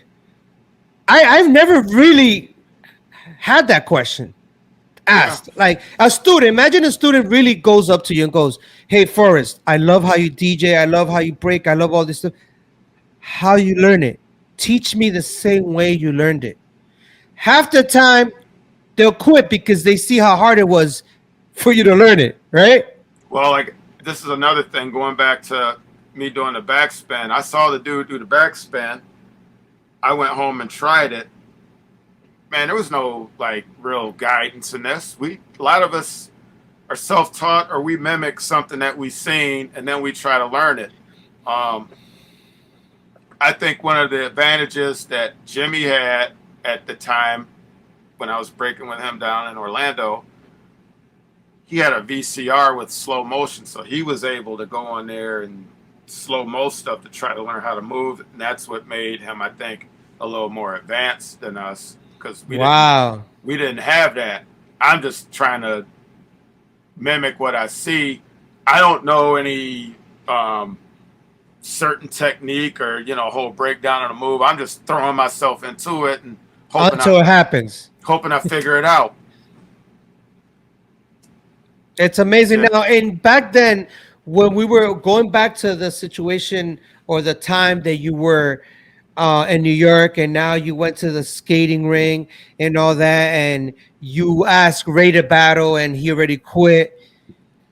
When was it you started transitioning into like getting into the real scene of meeting Rocksteady Crew, New York City Breakers, Dynamic Rockers, Dynamic Breakers, Dynasty, like this whole coming up the scene? Because I want to move forward into the like you going back into breaking. Because you Yeah. told me you kind of stopped. What was it that revived? Oh snap! It's back. Let's So- do this again. So this is where the real story is going to start. So Awesome. I started going to Stony Brook, Long Island, and I did some grad work at Aldephi University. That's where I did my grad work. So when I got out of Stony Brook, What year? Just a that was 92. okay, 92. Perfect. I moved to Harlem, 146 and Broadway. and then I'm looking for a job. I'm fresh out of school, looking for a job. I'm at, get an apartment in Manhattan or up, in Harlem. So I'm not even thinking about breaking. Like now, mind you, all these years I would be in Midtown and downtown. I'd see like the float committee and all that stuff, and I'd walk, I'd stop and look, like okay, yeah, Um, so anyway, I said maybe I could, until I get a permanent job, I could go somewhere and teach martial arts. Or so I knew of Jerry Fast Feet Fontanez. Yes. Shout out to Jerry Fontanez. So I go up to the Bronx, and I know Jerry. So Jerry was on the USA team with a friend of mine, Jeff Iannuzzo, who passed away. They were going to Italy to compete. So I went up to Jerry's school, started talking to him, and we knew a lot of the same people. He knew the Iannuzzos, Jeff and Rick, the brothers, and he knew about the karate school from up around my way. So we're just sitting there talking, shooting, just talking. And I was like, yeah, I'm kind of looking for a place to teach and train and this and that. So he was real open. He's like, hey, man, I'm opening you coming here. And then right before I got on the train to go home, because this was up on Zariga Avenue. Okay. Right before I got on the train to go home, he said something. He's like, yeah, I'm Rocksteady for life. He's like, Legs lives right down the block. So I was like, oh, okay. I still didn't. Why did he say I'm Rocksteady for life? He just said he's Rocksteady for life. I didn't even tell him that I used to break. So I didn't think nothing of it. He's like, yeah, Legs lives right down the block. I'm like, okay, whatever. It sounds like he was baiting you to see if you know about breaking or anything. Like, yeah, he threw a word out there to see if you pick it. So I had a friend in Albany named Ace. He passed away, Ace Sariega, and I took the bus up to Albany. Well, Albany's like an hour, 2 hours from New York, so I took a bus up there because yo, man, I want to go out. I got some people in the club that want to battle and this and that, and I wasn't even thinking of breaking. So I went up there, and so I met my other friend, Ken Banker from Syracuse. We all met in Albany, went out, danced in the club that night, battled some people. We were breaking. But I wasn't like thinking about breaking. It was just something I'm just going to go up here and break with these guys. That's it. I wasn't thinking about anything with Rocksteady, New York City Breakers at the time. I knew them and I respected them and, whatever. So we go into this barber shop the next day before I'm leaving, and there was a newspaper article on the wall. I guess Pee Wee Dance knew somebody up in Albany, and he gave him a copy of this newspaper article while he was up there, and then they put it on the wall in a barber shop. So I'm sitting there, I'm reading it. It's talking about the showbiz kids in D.C. They're quoting Crazy Legs, they're quoting Wiggles, and they're talking about how they're back doing this dance thing. And I was like, wow, for real? I'm like, Rocksteady's still doing it? Get back to the city, boom. Call up Fast Feet School. Yo, man, I want to meet, Rocksteady. So when I called there, this guy named Locker Joe had picked the phone up. His name was Locker Joe. Locker Joe's like, okay, he's like, come here tonight.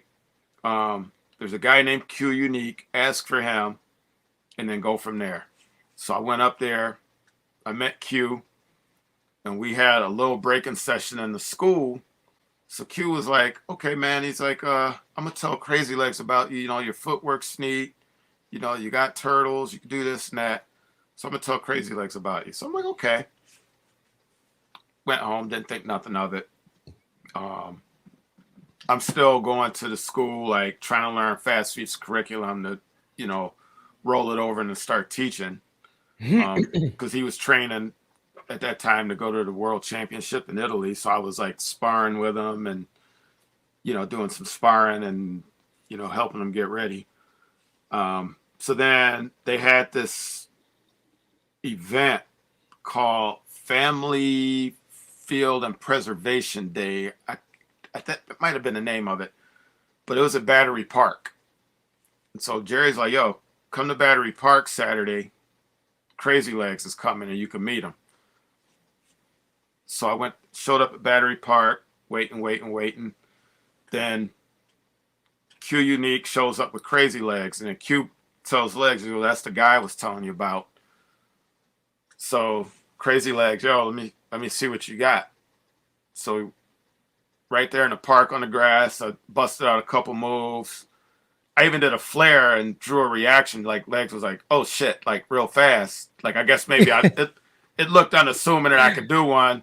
Did some swipes, footwork, and he's like, "Yo, get my number from Q." Which I don't know why I had to get it from Q. You're like right there. You just give it to me. Yeah. Shout out to Q Unique for the arsonist, man. It's been years. So I get his number, and I just so now I'm like ready to start practicing. So I'm back in my apartment. I'm pushing the bed up against the wall. Got a little bit of room. So now I'm back full swing practicing. So I call Legs up. He blew me off the first couple times I called him, but then I called him one time, got him on the phone. I was like, yeah, man, Legs, it's nice out, man. We should practice today. He's like, all right, come on through. He's like, this is where I live. So I rolled up there with my brother Sharif Bey, and my other friend Lisa. So we get to Legs' house, walk in.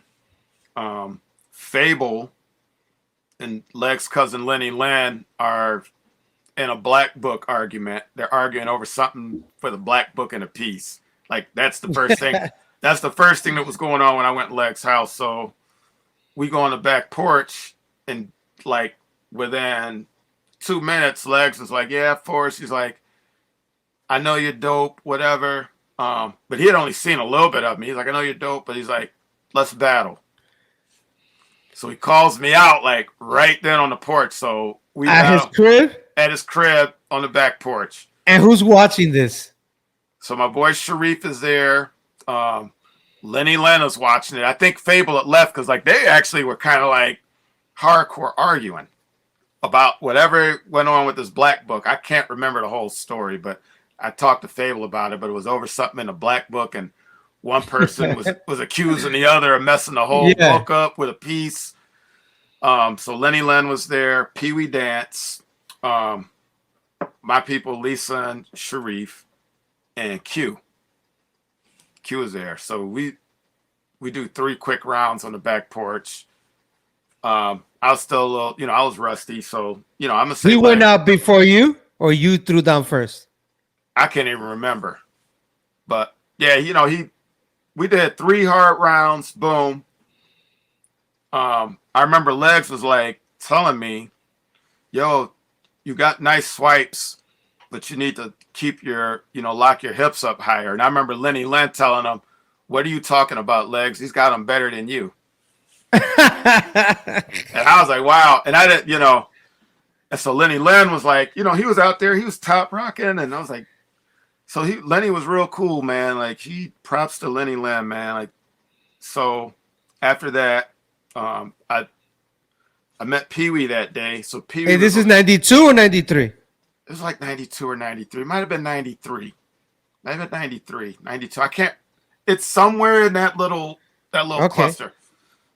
So Pee Wee is like, oh man, he goes, you live in Harlem? I'm like, yeah. He goes, well, I live in Harlem too. We can meet up and practice. So I was like, cool. So I got Pee Wee's number. So me and Pee Wee Dance started hanging out. But the crazy thing is like, I'm thinking we're going to hang out and practice. All me and him are doing is running the streets of Harlem. He's taking what? Yeah, like every time, like me and Pee Wee never acts like we met on the premise, we're going to link up and practice. Yeah. But we never once practiced. Every time I link up with him, like he's taking me to Dougie Fresh's house. He's like introduced me to that. Like everybody in Harlem knew Pee Wee, but we never had one practice. So I was like, dang, man, like when are we going to like hit the floor. But what were you guys gonna practice? I mean, I had a hallway to practice in my building, but I've never seen him break. I think probably a little bit one time. yeah. So he, excuse me, real quick. Yeah, we never got like one practice, and I'm like, man, when are we gonna practice? So so I meet Pee Wee. So then the next time I go to Leg's house, me and him go to the Fever in the Bronx. So I say, yo, you want to roll to the Fever tonight? So me and him roll. Fat Joe and all these people were there that night. And you're not Rocksteady yet. I'm not Rocksteady yet. So we're going to the club, and Legs goes to me, let's play battle. So we second time. So we battle in the club. All right. So afterwards, we're hanging out, and there's these two other like cats on the side. They're totally jocking Legs because Crazy Legs is at the Fever. They're looking at me like I'm a herb. So one of the dudes says, yo, battle him. Pointing to Crazy Legs. He told his boy to battle Crazy Legs. So the dude's like, no. He goes, I ain't going to battle him. But he's like, I'll battle him, pointing to me. So I was like, what's up? So me and this dude ended up battling, and he was whack. You took him out easy. Yeah, so Pee Wee was there that night too. So now me and Legs are, we're becoming cool. I go to his house again later that week, and that's when I met Burn. Scribble was over there that time. And so we had like these practices on the porch. So we're practicing on the porch, and I met Smirk. Smirk was there that day. Shout out to Smirk. He shows up. That's the first time you meet Smirk? Yeah, so like when Smirk was saying in his story how I was there and that me and Burn were laughing at him, I wasn't laughing at Smirk. So this is the story that Smirk said, and this is a story from your side. Right. Yeah. I love it. So Smirk's there. He's like, and I think Smirk was like 14 at the time. And I was like, yo, this kid's going to be good, man. Like he was, because Legs was teaching him. And so, and that day, Burn went in on Scribble about, some writing stuff. They went in at it over. Scribble was trying to claim something, and B was like, nah, man, blah, blah, blah, blah, blah. Nah, you wasn't really there. So that's like the first day I met Burn, and Burn's checking Scribble on some stuff. Oh, snap. And then I found out that later that day about the guiding light. And I told him, yo, I seen that episode. And then I remembered, yo, you're the dude who came to the skating rink and smoked everybody. So all that came together. And I was like, damn, man, like it was crazy. So now I'm gonna tell you how I got into Rocksteady. I'm hanging around. Me, Legs, and Burn are going out everywhere in New York at the time. Was Burn one already Rocksteady? Burn was in Rocksteady already. Oh, okay. So we're all hanging out. We're going to clubs. Like we were kind of like the henchmen. Like we go out, but because it's like we go out with Crazy Legs. We dance or whatever. He was the one that people were sliding the business cards to. Like, yo, but we were there. Like we were getting down and dirty. But, because it's like you got to understand because of who he is. If you're not like Rocksteady, like that was known in the 80s, like, and you go out with him, people are looking at you like, who are you? Like, you're kind of like nobody till they see you get down. Then they see you get down, then they want to talk to you. That's kind of how it was, all at a time period. So Fast Feet, he's on Zariga Avenue in the Bronx. Now he's opening up a new location down on Broadway and Times Square, right next to the David Letterman show. He opens a school up down there. Wow. So that's where Get Original start practicing. So I show up there to a practice on a Saturday. And Lex comes up to me. He's like, yo, you see that guy there? He goes, his name is Flowmaster. He's like, yo, just run up to him and tell him that his skills ain't up to par. No, it wasn't Flowmaster. He was Legs Almighty then. Excuse me. Oh, that's right. Legs Almighty. He's Legs Almighty then. He was like, yo, go up to Legs Almighty and tell him that his skills ain't up to par. So I said, what's up, man? I was like, yo, I heard your skills ain't up to par. And Legs was like, oh, shit, battle. So he was setting me up for a battle.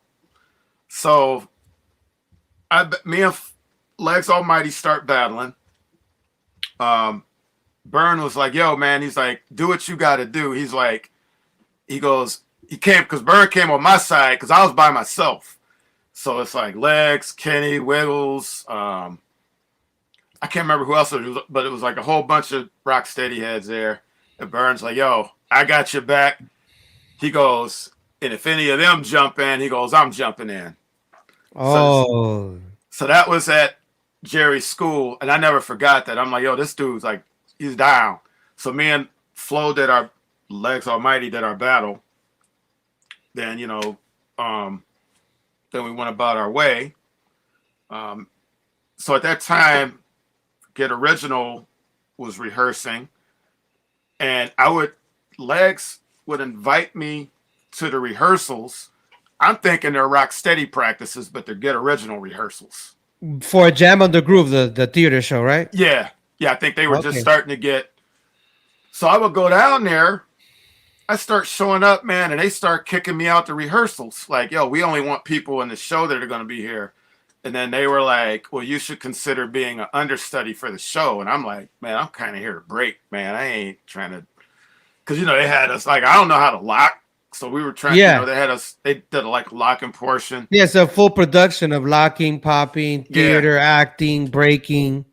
So they were throwing me out of the practices, and then I went down to. So then we had another practice at Dick Shay's. It was more of a rock steady practice with Geo, but they were like, I got down there. I'm like, man, these dudes are on some stuff, man. I ain't gonna keep coming around here, man, if I'm gonna get kicked out of practice.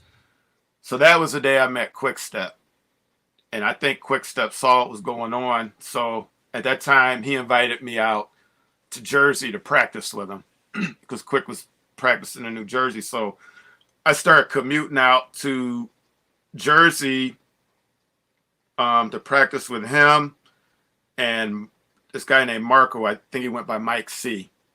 So I'm practicing with those three. Rockefeller wasn't around yet, but she was like right around the corner. Mm-hmm. So I'm going out there a couple times a week. We're practicing at Jersey. And so this is definitely early 93 then. Yeah.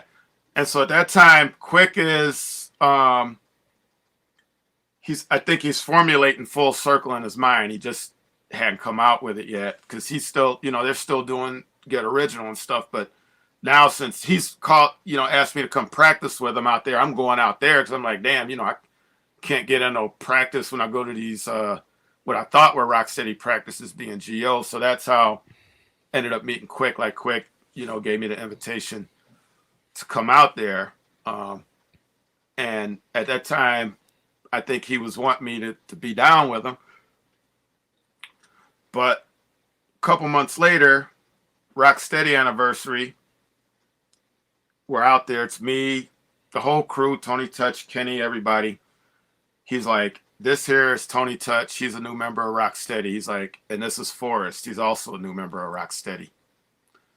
Oh, so that's when they gave you those beige Rocksteady shirts? Yeah, so like I was Rocksteady. I got put down in Rocksteady that day. Now, is that the 93 Rocksteady when it rained? That's the rain. That's in the rain. We're talking about that. We have to show right now. That one right here, right? Look at that, brother. Who's that right there? Oh, that's a young me. I was waiting for you to talk about 93 Rocksteady, man. Boom. Look at that, brother. And that's you testing the waters, literally. Yep. And that's Legs Almighty right there. It just leaned into the camera. Yes. These are the Japanese Rocksteady, right? Oh, they're not Rocksteady yet? They're Japanese Rocksteady. Yeah, they were Rocksteady. Oh, okay. That's Look Mr. at Freeze. Smirk. Like, there's Smirk. Smirk with no shirt. Alien S about to throw down. Yeah. So, what's funny about this is I didn't really know Ness, and I did some turtles and landed in front of him, and he told me like a couple of years later he thought I was trying to battle him. Yeah, I remember Mr. Freeze's left. He's like, that must have hurt. Yeah, that's Masami. Masami, man. I haven't seen her since. Wow. We were just talking about Masami, honey, or Smirk and you, right? Remember we were talking about Masami real quick? Yeah, this is a Trickster from Chicago. He's a writer. Okay, he just did a little corn job and Yeah. another Japanese. Yeah, he's like a OG. Well, I don't want to say OG, but he's original Chicago b-boy. This guy, he's from Chicago. Mm-hmm. I know you throw down again because I remember seeing you. You did like floats, and you threw down again in full work. Yeah, this is I can't remember. I think this dude's name is Mouse. His name is Mouse from Japan Rocksteady. And this is 1993. And there's Burn. Do you remember what day was it? This Rocksteady anniversary held at? This was I don't remember the day, but it was on 98th in Amsterdam, Rocksteady Park. No, I know that, but what do you remember? What day? I'm trying to remember. I want to say it was like August 17th or something like that. Oh snap! Smirk. There's Smirk. He's like, I ain't gonna bust my ass. Let me fast forward to where you're at, because I know you come up. Oh, there's a flare. Yes, that's you right here. Yep.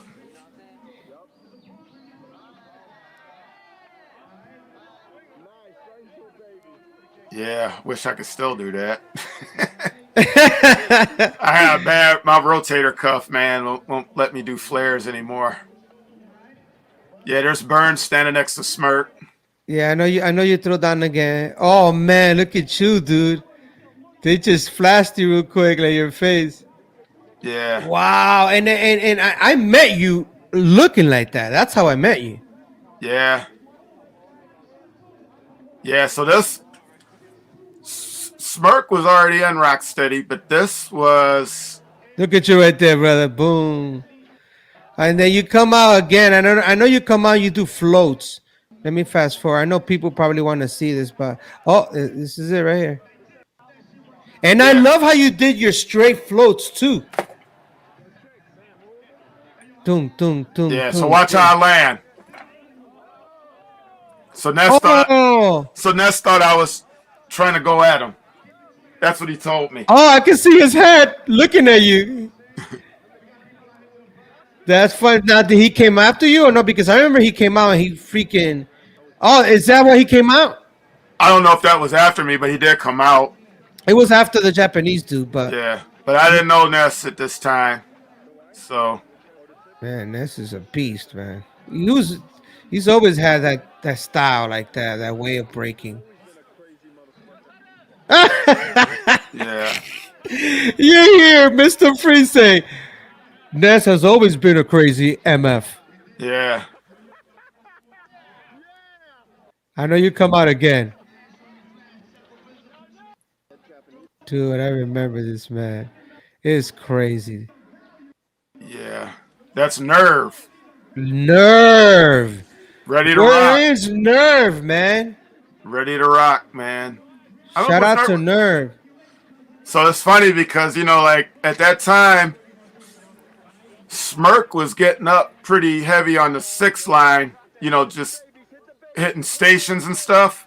Mm-hmm. So anytime you take the 6 up to the Bronx, you'd see Smirk and Nerve written everywhere. Yeah, I always see that. That's so true. Yeah. In fact, I used to see them. I used to see their name before I even met them. Yeah. Because you remember Kid Quick? Yes, of course. Kid Quick. That's Incredible Breakers, Kid Quick. You remember him? He was from the Heights. That's String's brother. That's correct. So he already had graffiti in him. So he will go everywhere to write graffiti. and he was the one that will take me to the Bronx on the 6th line to see everything. And he'd be like, "Yeah, man, you know who's up here? The people that I see the most is Smirk, Nerve. I don't even know who they are, but they're always everywhere." And I was like, "Oh, okay." I didn't understand like the graffiti thing. I Yeah. was just like kind of like I didn't know it was that territorial. But he would be like, "I'm gonna get on top of that bridge and that building, and I'm gonna like kind of like in Beach Street. What was that guy named Spit?" Yeah.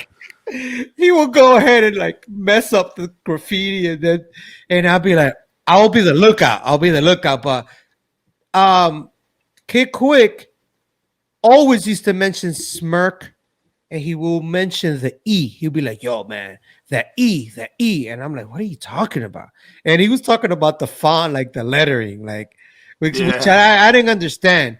And now this practice right here, Big Shays, right Yep. there. That's you right there. This is the year after 94. Uh. Look at that. Wow, man. That was Zulu 94. That That's 94. That was the rehearsal. that's the anniversary before the Puck building. That's correct.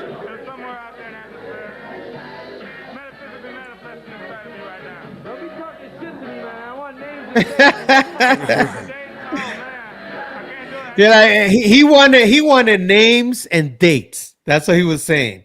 Yeah. And you were like, you said something so dope that you were like, you said something metaphysics. All right, man. What? I was probably just talking some trash, man. I don't You said know. some dope shit. I was like, what? But this is another little clip right here. You come out practicing. Back rocks. Yep. I remember a little dog was running around. Yeah, it's Mr. Freeze's dog.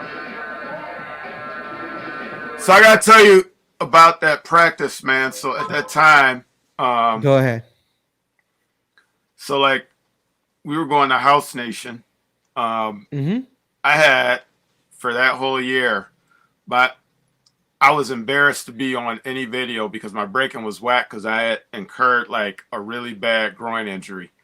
Oh, So it's the worst. so I would go to House Nation on Saturdays and break and re-injure it every week, and then I wouldn't break for a whole week just to go back to keep re-injuring it.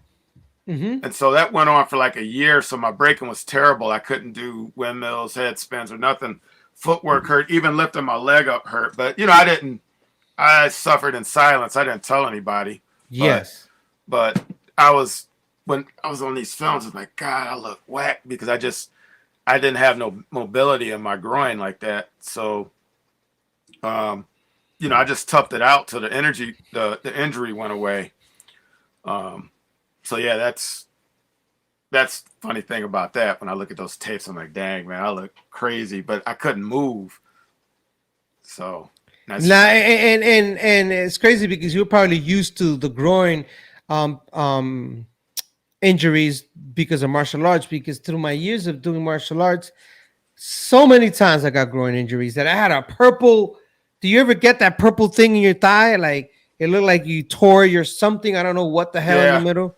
I haven't re-injured it since then. Like Oh man. I went through a full rehab program and I got it. But yeah, it would start healing, and then so I would be breaking at House Nation on Saturday, let it heal all week, and then Saturday it wouldn't hurt as bad, but then I'd go and re-injure it. Now around that time, do you know Chino and Bryant, Incredible Breakers, all those dudes from Uptown and like 94, like were you around them or I, I 93? I wasn't around them. I was around Float, but I wasn't around Chino and Bryant. Oh, So okay. I'll give you a little synopsis of House Nation. So I did a show at Dick Shay's with. I wasn't in Rocksteady. I did a show at Dick Shay's with Legs and Kenny. Like we did some kind of show. I don't remember if Byrne was there or not, but we did a little show in Dick Shay's. They turned the lights out, put the party lights on, and all of that. And so I think the first time I went to House Nation was with Quick. So me and Quick went there, and what's his name was over here from Germany, Swift, Storm's partner. No, he wasn't at that one. He came another time. The first time I went to House Nation was with Quick, and we go in there because this was still around the same time that I was going to New Jersey and practicing with him. Second to None is at House Nation that night from the UK. So Big John, they had a little circle going.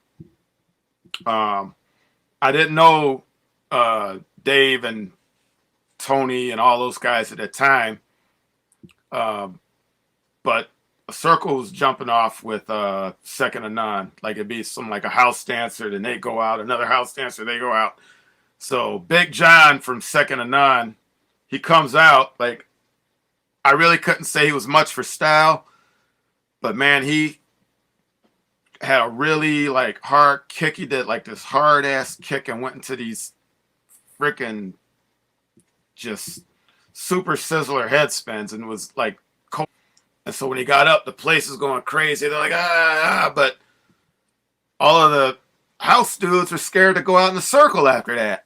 So it was just me and Quick going out because I guess they weren't used to going out after a dynamic move or something like that. But yeah, it was just us going out. So that's the first week. So then the second week, I do the show at Dick Shays with Rocksteady, and Legs Almighty and Float are coming down the sidewalk. So that night, me, Legs Almighty, and Float went to House Nation because Float had heard about the Europeans coming there. So Float goes in and just tears the spot up, like blows it up. Because he was looking for the European breakers, but they had already went back home. So Float goes down there, man, he just kills it. He still had everything, man, like the tracks, the reverse tracks, the head spins. Like he went off that night. And I remember him telling Legs Almighty, because he was so focused on the Europeans being there, he was just ready to jump in a battle. And I remember Float telling him, yo, man, he's like, calm down. He's like, just go out, do what you do, and have fun. And he's like, and then if somebody steps, then we handle our business. So he's down. So Legs Almighty is hanging out with incredible breakers. They were getting ready to go under the name Powerful Impact because Kid Freeze, I think it was Kid Freeze, Pex, like they were forming like a little union. Legs kicked Legs Almighty out of Rocksteady because of that. For a minute, but then he got back down. But he I guess kicked him out for whatever reason because he was rolling with them. So then the next week after that, I go down to House Nation with Crazy Legs and Burn, and then there's a crew from Germany down there. Okay. So we battled this crew from Germany. Kept going, it was like a pretty long battle. Then at the end, everybody went to shake hands, and Burn just like flagged them off, like, man, screw y'all. Like he just walked away from them. And I was like, dang, man, like Burn is raw, man. Like he gave them no props. Like I think for my man, like, if you ain't coming on no real like New York stuff, man, he ain't gonna give it up, man. When it comes to this breaking, so when he's seeing these cats from Europe come over here and getting glorified, man, he really wasn't with that. But we battled them.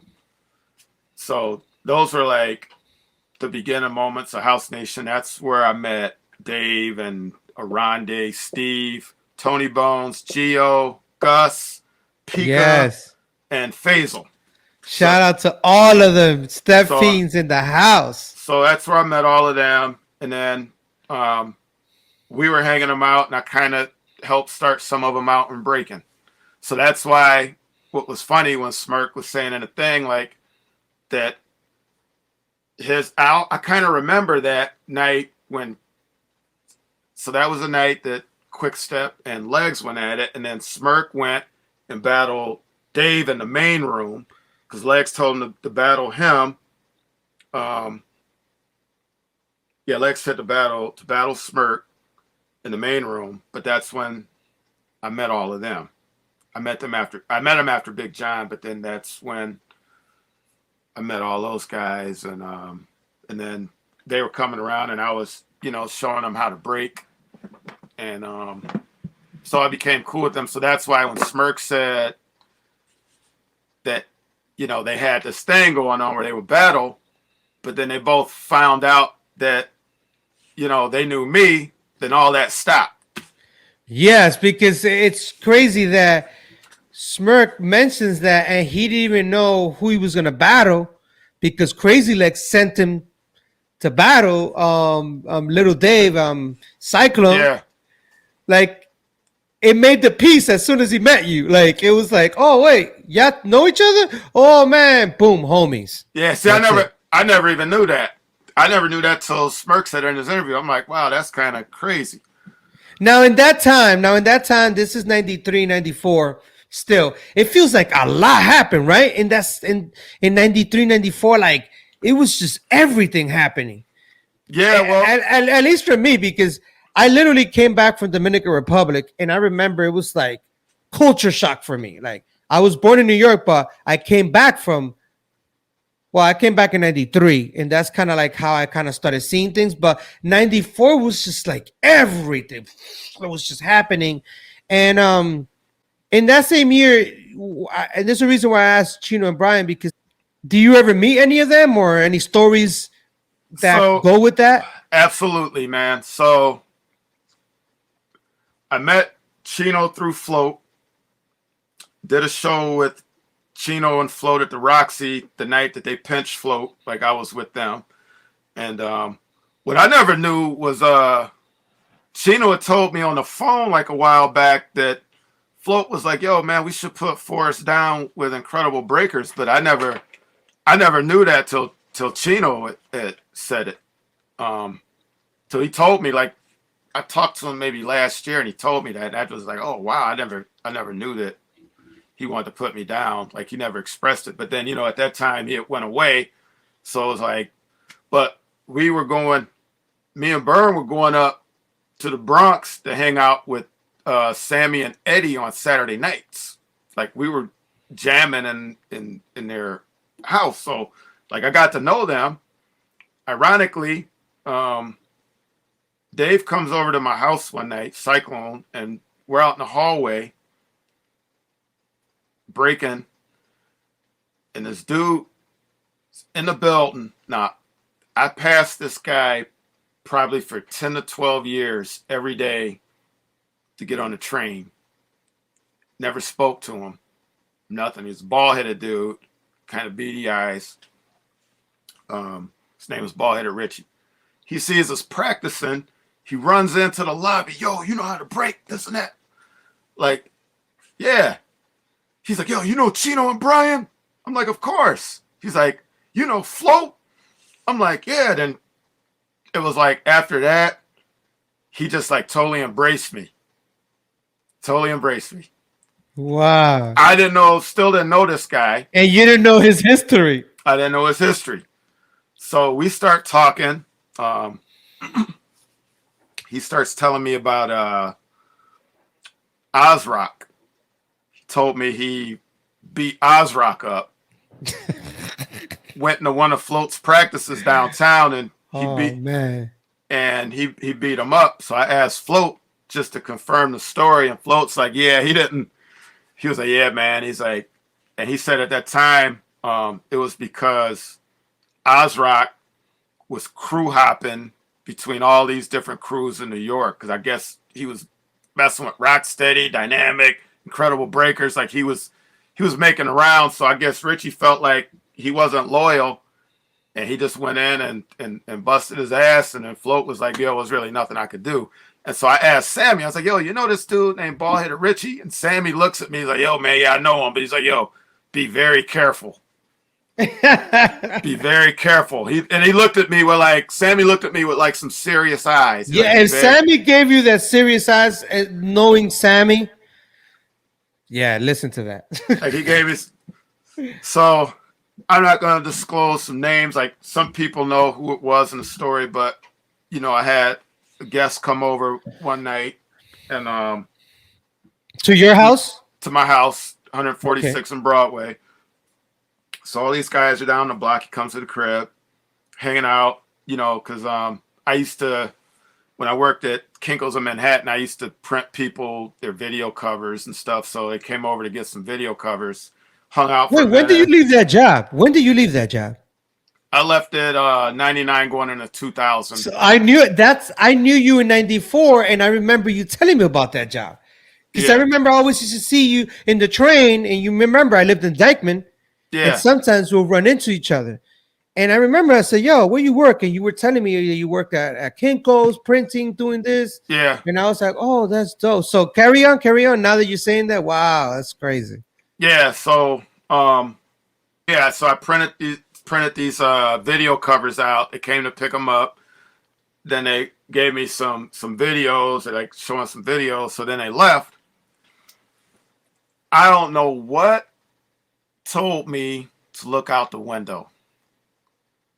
I lived up on the 5th floor. Something told me to look out the window, man. I look out the window, and he's down on right out in front of the building, right in front of the steps. Somebody that's well known, Yeah, in the Breakin community. and he's still well known now. Yeah, they know who he Okay. is. Yeah, Okay, so go ahead. and he was surrounded, totally surrounded, and I Oh, went man. downstairs. I'm like, oh man, what the hell is going on? Like, How many people were there? well, it was bald headed Richie. Oh, the ball busters were there, and you're in 145th, right? 146. Yeah, well, yeah, man. So Richie's there. His nephew Jose, his nephew Will. There was another guy who lived in my building. Then there was this other guy. He was like a Dominican cat, but he looked like a Dominican MC Search. He was there, and it was like 2 other people. So I come downstairs, boom, boom, boom, boom, boom. I say, yo, what's up, man? Is everything cool? He's like, yo. He's like, you know this motherfucker? I'm like, so this is Richie. He's like Yeah. the ball buster. I'm like, yeah, he's cool. He's like, yo, he's not one of these Rocksteady Zulu motherfuckers, is he? I'm like, nah. And I'm like, damn, what's up with this? Because I never told him I was with Rocksteady. He only knew me from Chino and Bryant. Yes. And so because I knew him, Richie You weren't in Rocksteady anymore at that moment? I wasn't in Rocksteady anymore at that moment, but I didn't want to Okay. tell him that I had ever been affiliated with Rocksteady. I never told him that. Like he didn't know, and I wasn't going to volunteer the information. And so the other cat, he had the whole B-boy character. That's why I'm like, he's looking like, yo, he's not Rocksteady or Zulu, is he? I'm like, no, he's cool. So he told his nephews, yo, let him go. His nephew's like, nah, man. He goes, I'm taking something. So he told him to open his mouth, and he had gold fronts. He's like, yo, he goes, is that shit? He's like, is that shit real? He's like, yeah. He goes, I should knock that shit out your mouth and take it. And the Richie's like, no, leave him alone. But they took his hat. And I was like, yo, man, come on, let's go. I walked him to the train station. And he's like, damn, man, you live in a crazy part of New York. So I got right back in front of my building. They gave me a stuff back, and they were dissing him hard. They're like, yo, man, your friend is such a bitch. Yo, I could have made him get on the train, take his clothes off, and get on the train naked. But And how was he dressed when he's there? He was rocking colors and stuff? He's just wearing like a Puma jacket and, just some jeans. He had the little necklace on. Like, I don't know if he had a Zulu medallion on. Like, I could never figure out why they stopped him. Oh, maybe he had a Muggsy face walking around. Either that, like, maybe, I don't know if he asked him, yo, do you know where I could get this or whatever? I don't know why, but I know when I looked out the window, they had him surrounded, nowhere to run. So I went down. Man, they would have ate him alive, man. So yeah, when I got down there, I was like, yo, man, my man's cool, yo. And the moral of it is, if I didn't know Chino and Bryant and meet this dude when I did, that whole thing would have went the other way. Because when I got back, Richie was like, his nephews were trying to get at me. Richie's like, no, you're not gonna touch Forrest. He's family. He knows Chino and Bryant. Like, he kept his cousin from trying. Like, I wasn't worried about it, but I'm like, dang, man, I'm gonna end up fighting 10. I can probably beat this dude, but there's 10 of them here. But they don't fight with hands. No. Oh, exactly. And they went through all that, and sure enough, about 5 minutes later, all these yellow cabs come flying down the street. Boom, boom, boom, boom, boom. Then the last one stops right in front of the building. DTs get out, up against the wall. So we're up against the wall. And that's when I found out Richie was a former ball buster. Oh. I'm not going to say former. He's stayed ball buster to the end. Yeah. But the person I'm telling you about that got Vic, he was also trying to name drop because he dropped Spade Spade's name. Man. Graffiti Spade, right? Yeah. Ball buster Spade, big man Spade. He dropped Spade's name, but these dudes weren't even trying to hear that. They were like, he actually dropped that name on the ball busters? He dropped Spade's name. And Richie and them were like, yo, we don't even care. They were going to just straight rob him. Spade calls me the next day. Because I guess he told Spade what happened. Spade was like, yo, man, tell Richie, he's invited to come up here anytime he wants. But Richie ain't trying to hear that. He's like, whatever, man. They were going to rob who they were going to rob. Yeah. So, luckily, I made that connection through Chino and Bryant. Now, did that person thank you, or was that person shook, or was that person like, "Oh my God, thank God you came downstairs"? I think they were shook, but I did come downstairs, man. I wasn't gonna leave them out to the wolves, but if, like I said, if I didn't make that initial connection that time in the hallway when I was practicing and knew Chino, Bryant, and Float, there was nothing I probably could have did for that situation other than jump in and get, take my lumps too, but. Luckily it didn't go that way. Did you ever warn anyone else not to come up there dressing in a certain way, or? So after that happened, like, I don't know if there's like been this whole with this whole Rockdance thing and the Zulu Kings thing, like people wearing gang vests. Nah, man. I was a Shaka Zulu in the early under Lucky Strike. Rest in peace. I traveled with Bambara. I did a lot of security for them brothers. I did a lot of stupid shit that I wasn't supposed to do. And I say here, I don't regret it, but in a way it makes me think like, damn, man, I was part of Yeah. You already know exactly what I'm talking about. And I can't remember who I told, but I think it might have been like Busy Brooks. But it was one of the MZK dudes. But those are the new cats that came like later. This is not 90s. So yeah, but this is still because of that, because some of these guys were still around. And I just didn't want anybody, initiating something to give this guy a trigger. Yeah, and not come uptown or Harlem and dress a certain way, thinking their bulletproof vest style and all these things. So I'm like, yo, man, I said respectfully, don't wear that MZK jacket up around my way, because one, it's not a key to the city here. Two, y'all ain't got props like that around here. These dudes ain't, they ain't on no dancing stuff. And you come up and they don't care who you mention. And whether you are affiliated with BAM or not, the name Zulu carries no weight up in that part of town. Like none. Like you ain't getting no props. So I just say, yo, that's actually the key for you to get messed up. Yeah. So I always stress that, which I can drop another thing about that. So I don't know if you remember Shaolin Monk. Of course. He was actually, before Ness, he was given permission by BAM to start Zulu Kings. And I remember that. And this was when I quit Rocksteady. Burnett quit Rocksteady, and then Legs did like he does some thing where he just texts people and tell them like they're out of the crew, and then wait for him to call back. I don't know how he does it, but Shaolin was no longer in Rocksteady, so Bam was like, "Yo, why don't you guys go under Zulu King?" So we did for like a hot minute, but I was like, "No, I'm not gonna roll with this." And then Shaolin Monk just kind of vanished after that. But that was Zulu Kings before this new division of Zulu Kings started. But Bam did give Shaolin Monk the green light to start his. No, I remember that. I was part of all that. I never considered myself a Zulu King, but I felt I was family with everyone because we were all under the Universal Zulu Nation. Yep. But I represented the Shaka Zulu chapter, which is security. Yep. And you had to know how to fight. You had to know how to do things in order to be part of that. And it was more based on knowledge.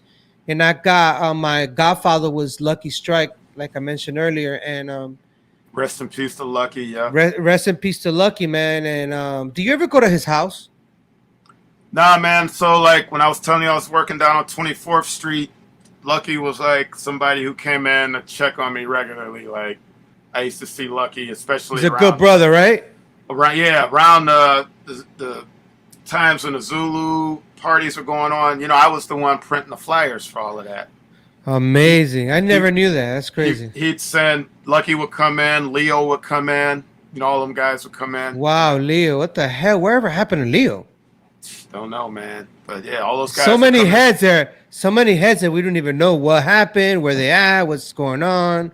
Yeah. But one of the things that you mentioned with situations that happen all the time where random people from another country that show up thinking, yo, I'm this, and then you're like, not here, you can't do that here. So now when you're talking about the whole Rockdance situation that's happening, what's going on with that? Yeah. So you want to clear some stuff up. Yeah, I mean, so there's been like tons of fabrication about that,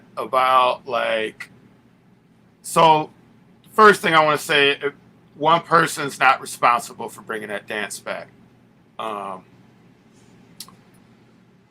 So where do I start with this? I don't think rock was ever non-existent in the scene, because even though back in 92, 93, they were calling it Brooklyn rock, even though like it went through, people started calling it up rockin', rock dance, but they would call it Brooklyn rock.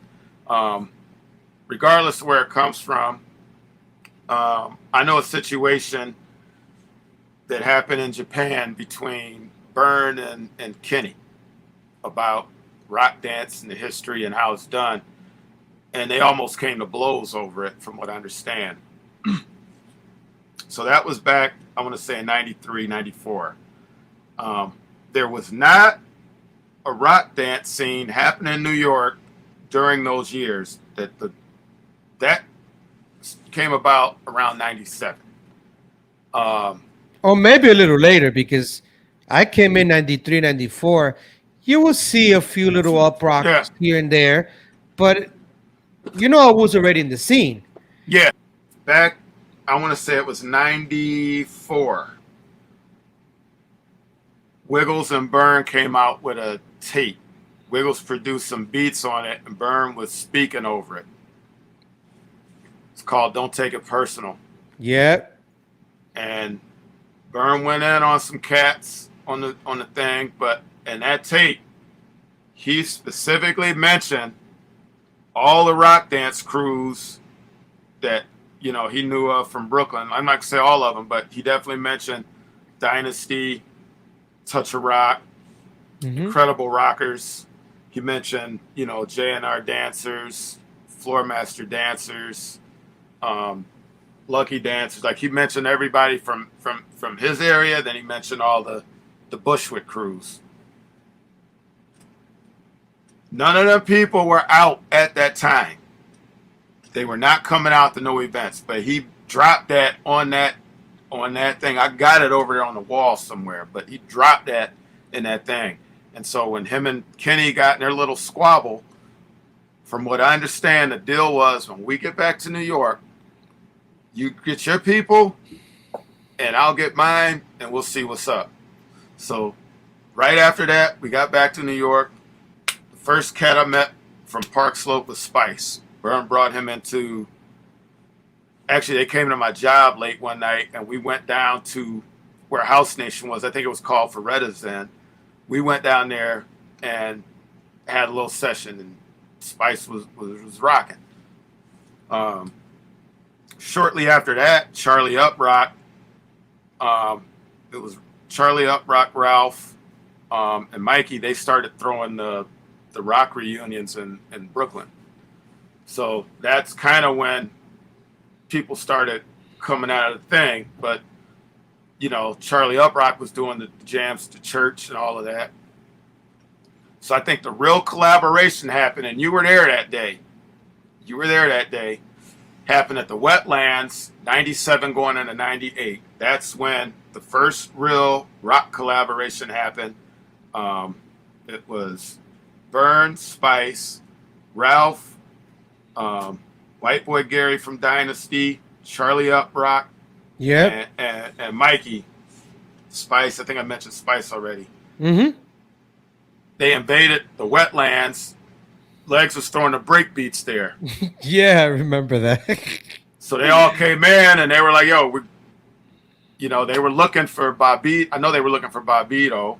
I think they were looking for Kenny because it's something Bobbito said about Kenny in a magazine. Yeah, yes, Something. yes. So they were looking for these cats. They were looking for them, but Q Unique and Bobbito ended up battling them, and and that's the same day that I called out Legs at the Wetlands, and then Yep. we had quick 3 rounds. So that was like the very beginning. So you can't. But he walked away. He left. Yeah, we went 3 rounds. Well, he threw the kids in. He tried to throw those kids in because he was teaching those kids. Yeah, he wanted a breather. You because I remember Honey was there. I was there. We were all hanging out, and then you said, I'm gonna go and call Crazy Legs out. And I was like, oh shit. And you went, you called him out. He responded a couple of times, and he threw, I forgot who was it that he threw out. But I remember I forgot what you were saying to him. You were saying something to him, and he left the circle. He left the circle, and I'm like, what the hell? And you still wanted more. Because I remember after that, you still wanted to battle more. Like, you really wanted to battle him more. Well, the reason for that is, so I left Rocksteady, for my own reasons. Burn left for his, but Tony Touch, who I'm thinking is my friend at that time, maybe he still is, I don't know, but he had a show on Hot 97. And so when we quit Rocksteady, Legs went on the air that Sunday night, because it was Sunday.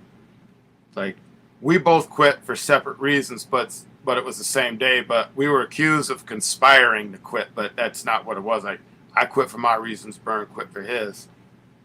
Same day. So he gets on the air. He's like, shout out to the true members of Rocksteady and not the 2 leaves who fell off the tree. I was like, dang, man, what a diss. Wow. So I was like, yo, I'm gonna go at him for that. So the Wetlands was one time. Zulu Anniversary was another. What year was that? That's what I want to know, because Honey just came back from her tour. Remember, they did Jam on the Groove. That was 97. So that's 97. That's 97 because it was in the gym, and it was like a that was Mauricio Zulu. Was there too, right? Yeah, so Legs threw a break beats at the Wetlands. That's where I battled him the first time. That's the first time I remember that. The one you're talking at where Honey was at, that was on 127th Street in Harlem. That's where it was, yeah. In the gym. And so I tried to go at him earlier that day. Like you can see it on Maurizio's thing, but he didn't respond. But then finally, toward the end of the day, when all the pandemonium hit, because Ralph and the Step Fiends were going at it. That's who battled too, because I remember when I went home, I was telling myself, I was like, wow, what an amazing jam. I got to see Forrest battle Crazy Legs. And I think that's the one that I was talking about because I forgot you battled him twice. Yeah. And he walked away from the cipher when you battled him at the Zulu Nation anniversary. And you stood with your hands up. In fact, if I could find that video, I know it's somewhere, but I remember you were with your hands up, like, what happened? And he kind of left in the circle. Then 20 minutes later, I hear people yelling, oh, and I look, and all the way in the corner, I see all the step fiends battling King Uprock. Yeah. And I never forget that when I got to the cipher, I looked, and the whole step fiends got together and remember in the ground, and they all started doing that thing, the dead man, the whole crew did the dead man together.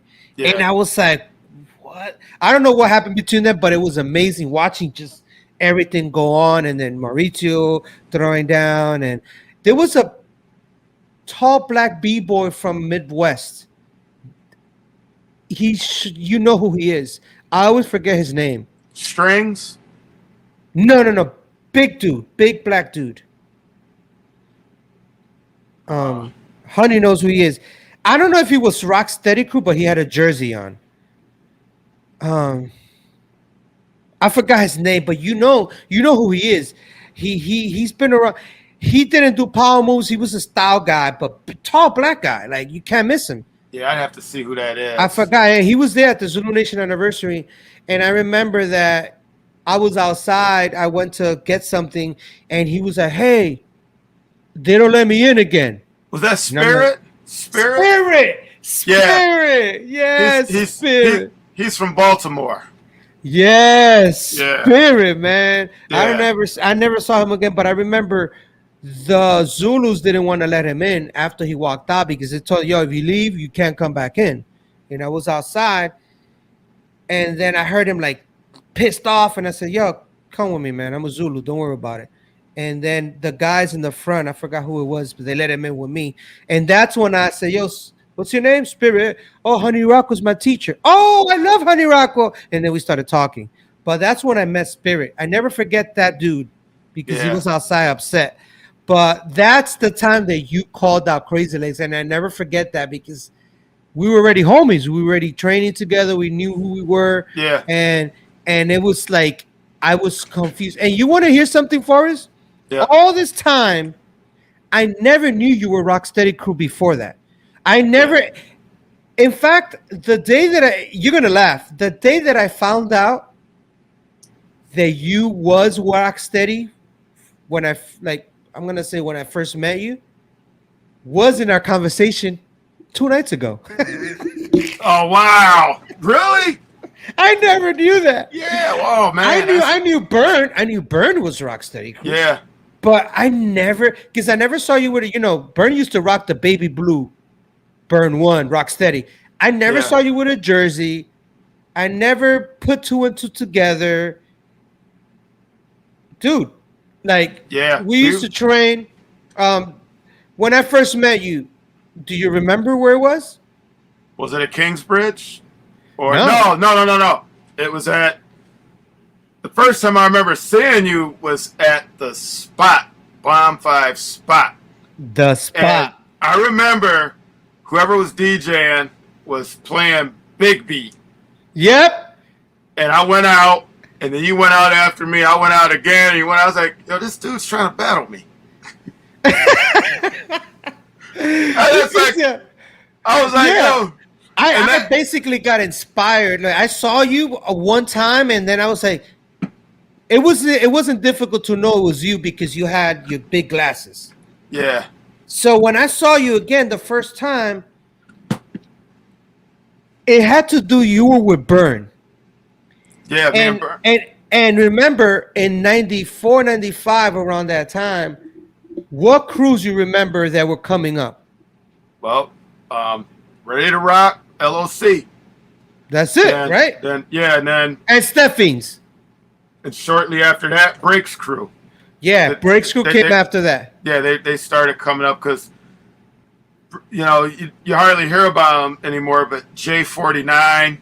J49, man. Yeah, J49, Alberto, Yes. Too Whack. Sweet, Those were the Whack. original ones, though. Yeah, But this is even before Too Sweet but- and Chino. Oh before yeah, all of them. yeah, of course, because like if they were around back then, I know they would have been coming to the spot. But, Oh, they would have been battling probably you too. yeah, but the spot was me and Burn were going to the spot. It was RTR and LOC. Yep, living on concrete and ready to rock. And I already heard about Step Fiends because I met Tony Bones one time at a club at the Tunnel. And I remember you went to one of the events. Burn won, and you were standing on the left, and I was with my crew. And we were all looking, and you come out. My boy, which I say it again, Smirk confirmed it too. He was a biter. I just didn't know a lot about other b-boys, so I thought all his moves. I ended up realizing 2 or 3 years later this guy was a biter, like my own crew member. Wow. Because I didn't know who he was biting from until I met the original characters that did those moves. So I'm standing there, and this dude comes out after you. But he didn't go at you. Yeah. But Burn One kind of looked at him like, because he did Crazy Legs move and Ken Swift's move and Easy Rock's move, all mixed in one round. So Burn caught that. He caught that. He looked at him like, and then I'm standing there and I'm looking at Burn, and I'm about to come out, and Burn goes at this with his elbow. And blocks me, and I'm like, but I look at Burn, and he looked like he could mess somebody up, and I'm a young kid, so I'm like, I'm a stand back, and then I'm like, all right, I'm not gonna fight him, I ain't gonna do nothing, but I could see that they're together. Next time I see them, this is what I was saying to my mind. I went home, and I was like, all right, next time I see them, I'm gonna battle them. Every time I see them, I'm gonna battle them. so then out of nowhere, I see you, and I caught on to it quick too. You did, because then you leveled up.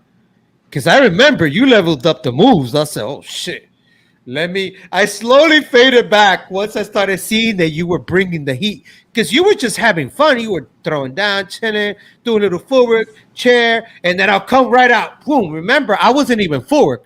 Remember, I was just power moves. Flipping, power, bam, bam, bam, get up. And then you kind of like, Then you go out again, and I come right back after you. And you had on some gray sweatpants, too. Some gray sweatpants. I remember, man. And I was like, I was like, yo, man, this dude's coming out after me. Like, what's up with this? Yeah, and then I was waiting for Burn to come out, because he didn't come out. But he didn't care to come out because I was a nobody. But you're there responding, and you're leveling up. Now I remember, I never forget this. You went in and you did footwork, went straight to windmill, track.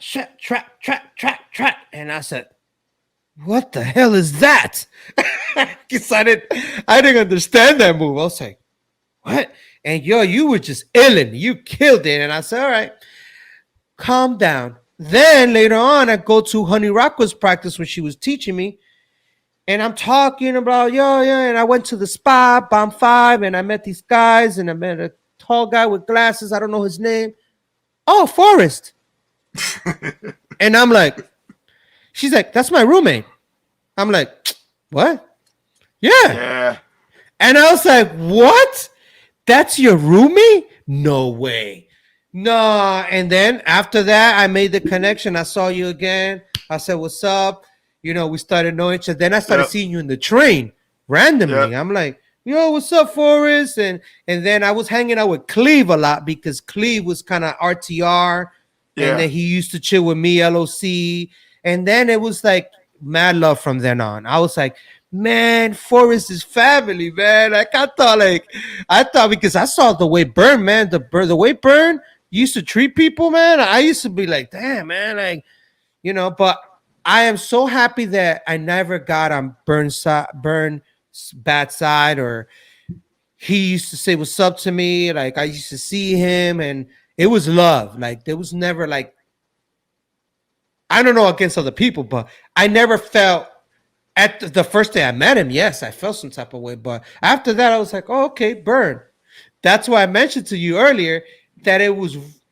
I found some footage of Burn smiling, and I couldn't believe it. I was like, yo, I found some a bird, but it's crazy how that history of all those times from back in the day till now, we're in 2023, and we got to move on, man, because this show, we can stay here forever. Oh, But yeah. Yes, I want to ask you a question. What is something people seem to misunderstand about you? Wow. Well, I guess right now, because I'm more involved in the DJ element, they don't see me as a b-boy. So I think a lot of people don't know, or when I was b-boying, they didn't know me as a DJ. Of course, I've improved over time with the DJing, but my DJing goes back to my Breakin. Like I say, I didn't know what I was doing at first till I met my brother DJ Swell, and that's who really enlightened me on how to do the breaks. Because every time I used to see you with vinyls in your hand. Yeah, I was always buying records. Every time, I swear to you, every time I used to see you, you had vinyls in your hand. And not one time I asked you if you DJ'd, or not one time I just saw you as a b-boy. Until I saw you spin. The first time, I forgot where it was, but it was like 97, 98 around. I forgot where. But I was like, oh, snap. He DJs too? Man, he does all the elements. That's how I felt. So I was a bedroom DJ all those years. I went a couple of years without my equipment, but I kept it at my grandmother's house. I had both of my Technique turntables, but I didn't have 1200s. I had like the SLBD 22s. I had a Gemini mixer. And then right around the time I had quit my job, I was like, yo, I'm going to just get some full-on 1200s. When I quit Kinko's and started working with Rennie Harris, I'm going to get some full-on 1200s. Like, I'm not going to DJ on these cheap turntables anymore. So Swell had showed me pretty much, how the breaks go. But my official first time really playing out, other than being a bedroom DJ, was at the Breaks Crew versus Rocksteady battle. I played. Oh, I played. Yeah, I played that day with. Well, Bobito played the battle, but I think it was me, Q Unique, and Bobito. Yep, I remember that. So that was really the first time that I actually spun out, other than just being in a bedroom doing breaks or. So I think that's the first time I saw you then, DJ, like live, like you're a DJ. Or it could have been something in Brooklyn or something. I know that you done. Wait, didn't you do like a summer party and you DJ at a summer party or something? Man, I can't remember what I did. I think so after I did that, I was doing I did Battle of the Boroughs. London had hired me for Battle of the Boroughs. That's right. I remember that. So I played Battle of the Boroughs and what was the other one? Because my boy Bob won Battle of the Boroughs the one year that I played. I think he won the individual thing. So I was doing London, and then me and Lacey had linked up. And so he invited me over to London. When they did Battle Royale, but I didn't play, but we had already connected through the breaks. So we were always like calling each other on the phone, talking about breaks. So I linked up. So me and Kenny went over to Battle Royale, but my first time out of the country to DJ was actually because of Phase 2. So Phase 2 was living in Italy at the time. And so he was like, "Yo, man, you got some ill beats. Like you're playing stuff that other people aren't playing." So he hooked me up with a gig in Italy, and so I went over to Italy that year with Nonfiction, but I also played one of those St. Barbara's parties. I didn't get to play long because I think they were more. I had the records on me. I had all the rock records, but I think they were more interested in having Bobbito play than me because Bobbito was more of a brand name. But I did get on the turntables for like 15 minutes, even though they advertised me on the flyer and all that. But so those were like my initial times playing out. Like I could still cut. Like I was going to people's houses and DJing. I just wasn't doing, playing publicly. And so those were like the first times I played out, even though I had been DJing since 85, 84. But that's look at that. But that's it's when crazy. I Now, do you remember this right here? L-Pack. Yes. Was that the Hitter's Ball or was that the Incredible Breakers Award ceremony? I think this was after, I want to say this was, so, like, when they would have the anniversaries going on, well, dang, I see all the hitters there. I see J-Day. Yeah, I think that was a Hitter's Ball Award. I think Chino, Crazy Rock was DJing. And Boogie Down Production was there too, man. I remember that. That's crazy that this footage you got the other side. Yeah. It's crazy. And this is gonna go back to 94 when I didn't know you, but I saw you in the cipher and I never put two and two together that was you. Right here. Oh yeah. Burn one just pushed you out of the way. Get out of here. You ain't throwing down, brother. It's my turn. Yeah. But wait, you come out right after him. You know what? Let me leave Brother Burn one on so they can see it. Because I know people probably want to see him throw down. Yeah. Now this is 1994. This is the 20th anniversary of Zulu Nation. That's it. That's at wasn't that the Armory? The Puck Building. The Puck Building. That's the name of it. So there you go. The Armory. Yeah. Yeah, this was that time I had that groin injury, man. Wow, look, but you threw down a lot, man. I made sure I got all the footage when you throwing down. Yeah, like if you notice, I didn't do one windmill. Nothing that you had to open your legs. I know that. Look, Like, you gotta keep your legs closed, like. Dude, look, you just. There was a bunch of heavy hitters there that night. Yeah, man, that's when Battle Squad came to ruin Rocksteady's day. Well, when I say heavy hitters, Float was there that night too. Float was over. Float was over in the other corner getting down. Wow. Yeah, because he showed up. He had on black pants and a red pullover hoodie with a hat. And at that time, me and Float were kind of having like some little private practices up in the Bronx.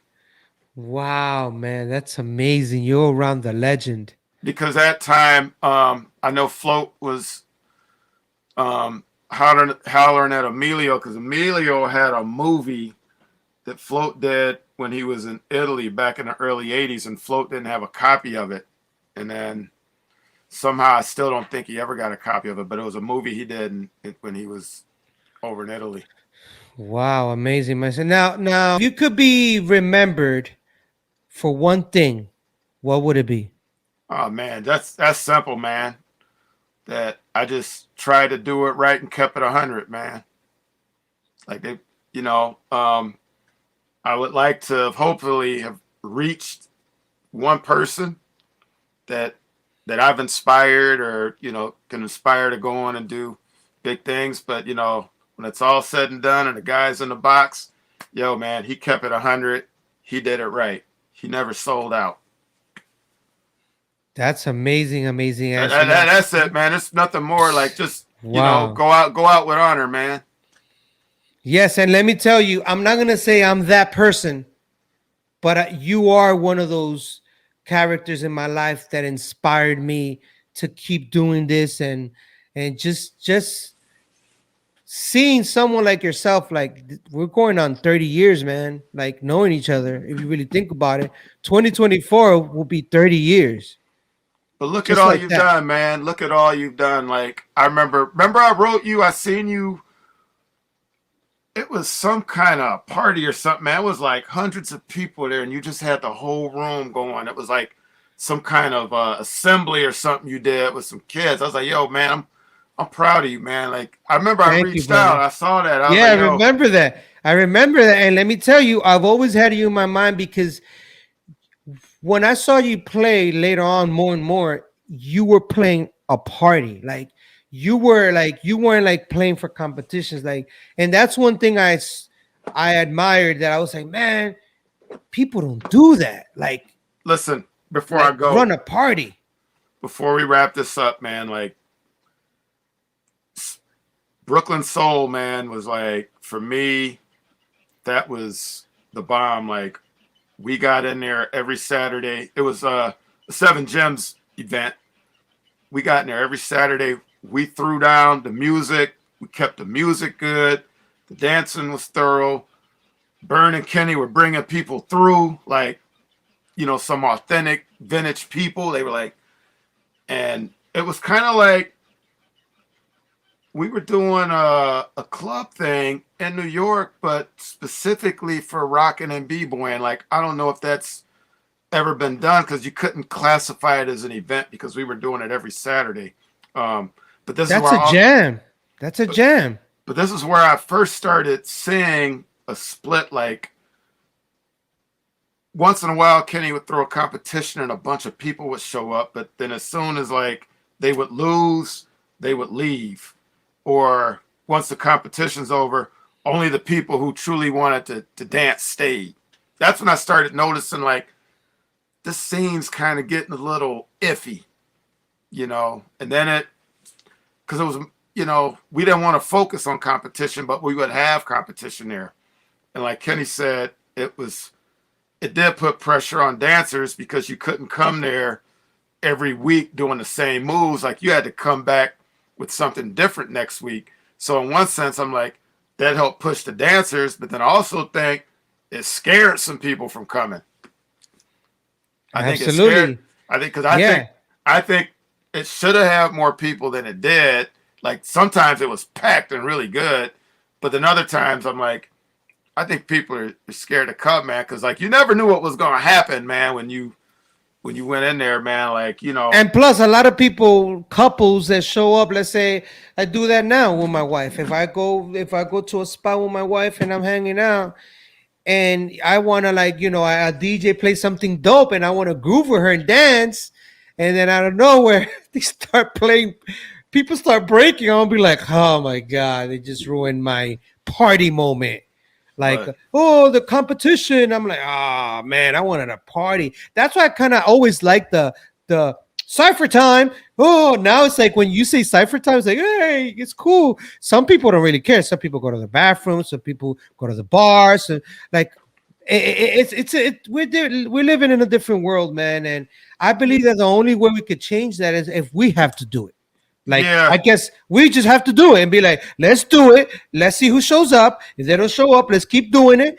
And because I think that's the only way we're gonna have fun with this and continue doing this because yeah, you see where it's going. It's yeah, getting slowly, but shortly you will see it fade out. That it's no art anymore, no culture, no community, no the essence of that vibe of like yo, I can't wait to see that person at the party, and then the cipher open is and it was like boom, like you said, a dark circle. Let's go into the deep waters. Like yeah. that checks your ego quick. See, I never used the term cipher, but it was just I'm gonna drop something on you about that, but I never really used the term cipher. I forgot where I was going with this point, but my friend, well, Raphael Zeno Zine, he dropped this on me a couple weeks ago, man, and I'm still pondering on it. He said, look at what happened in the 80s. He's like, parallel the dance year by year, and then look at what's happening in 2024. So like, so you look at 1983, like 2023.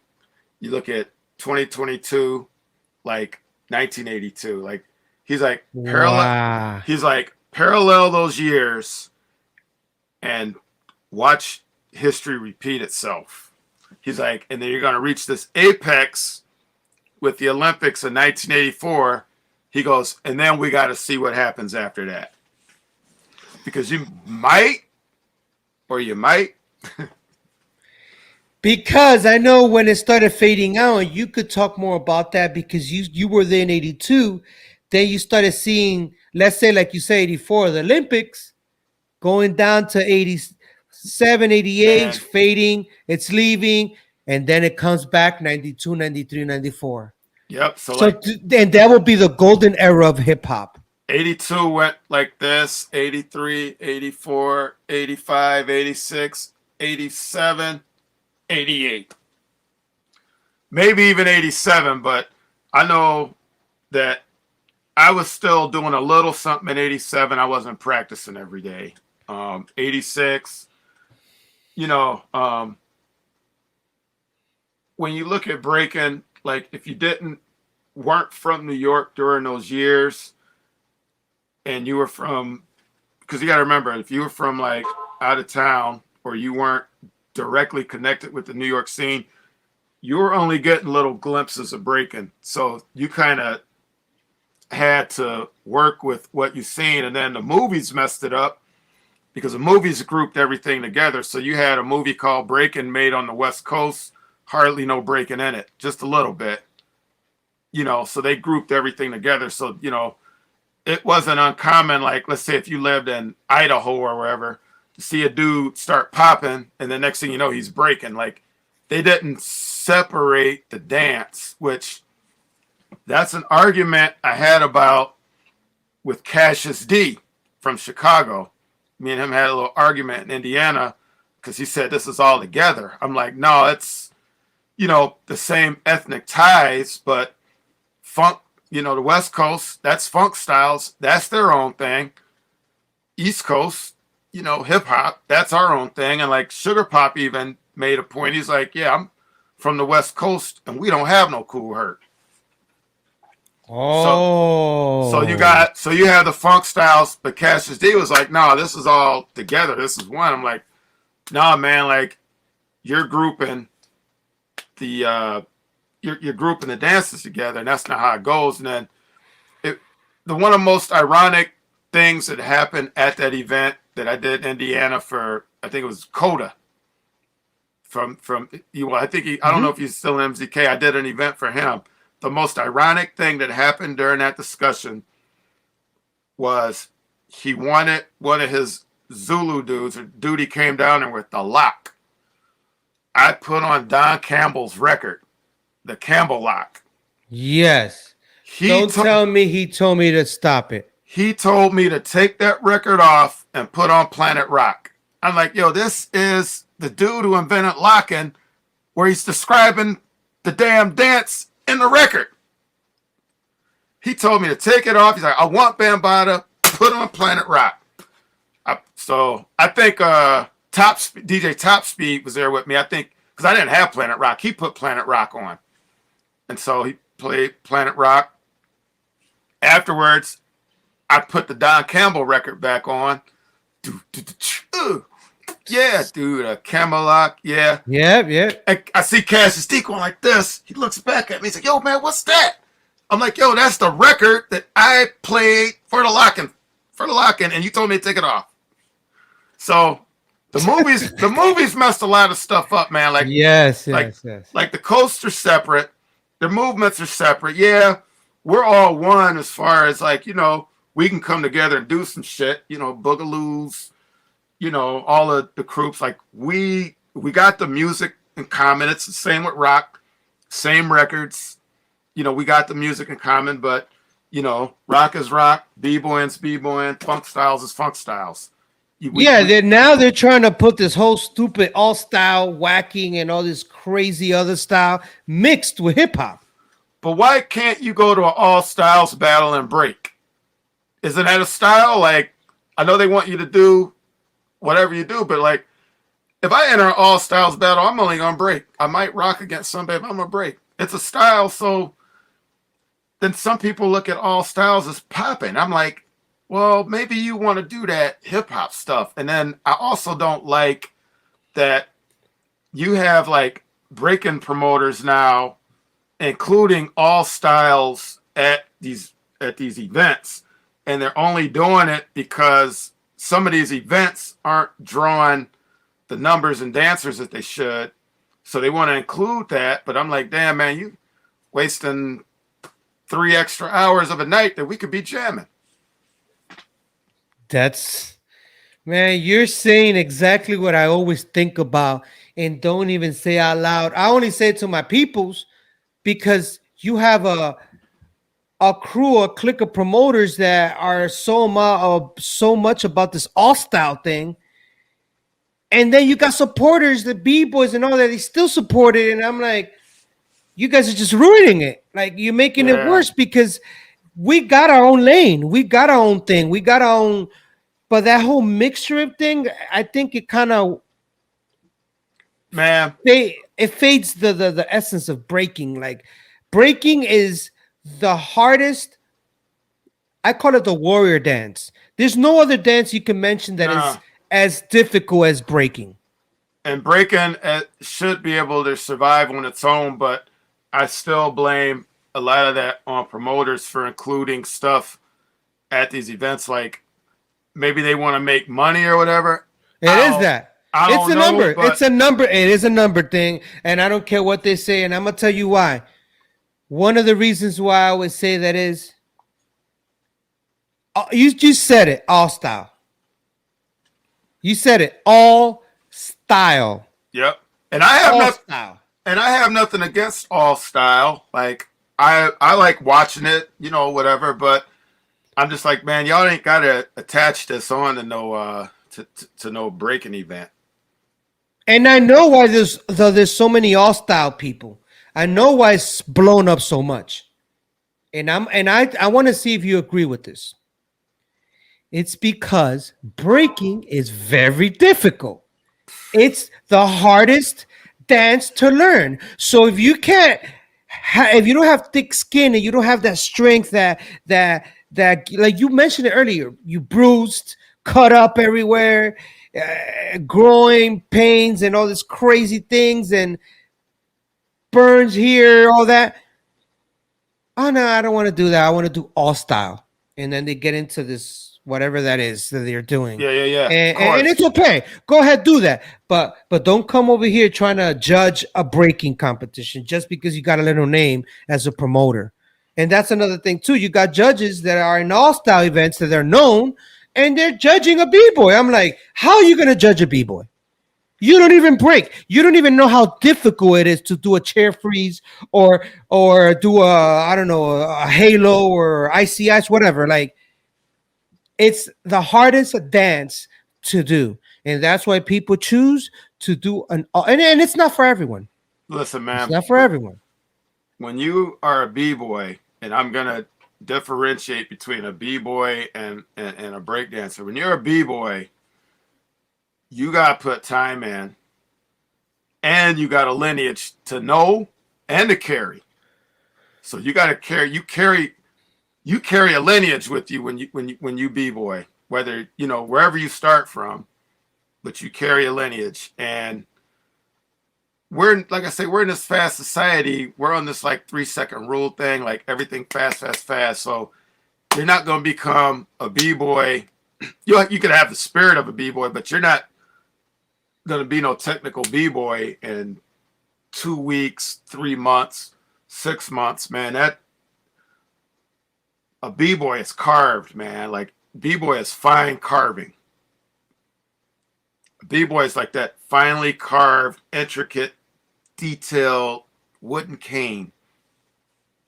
Absolutely. And it becomes more and more ripe over time. The deeper you delve in it, and then you're never gonna know everything about it because there's so many.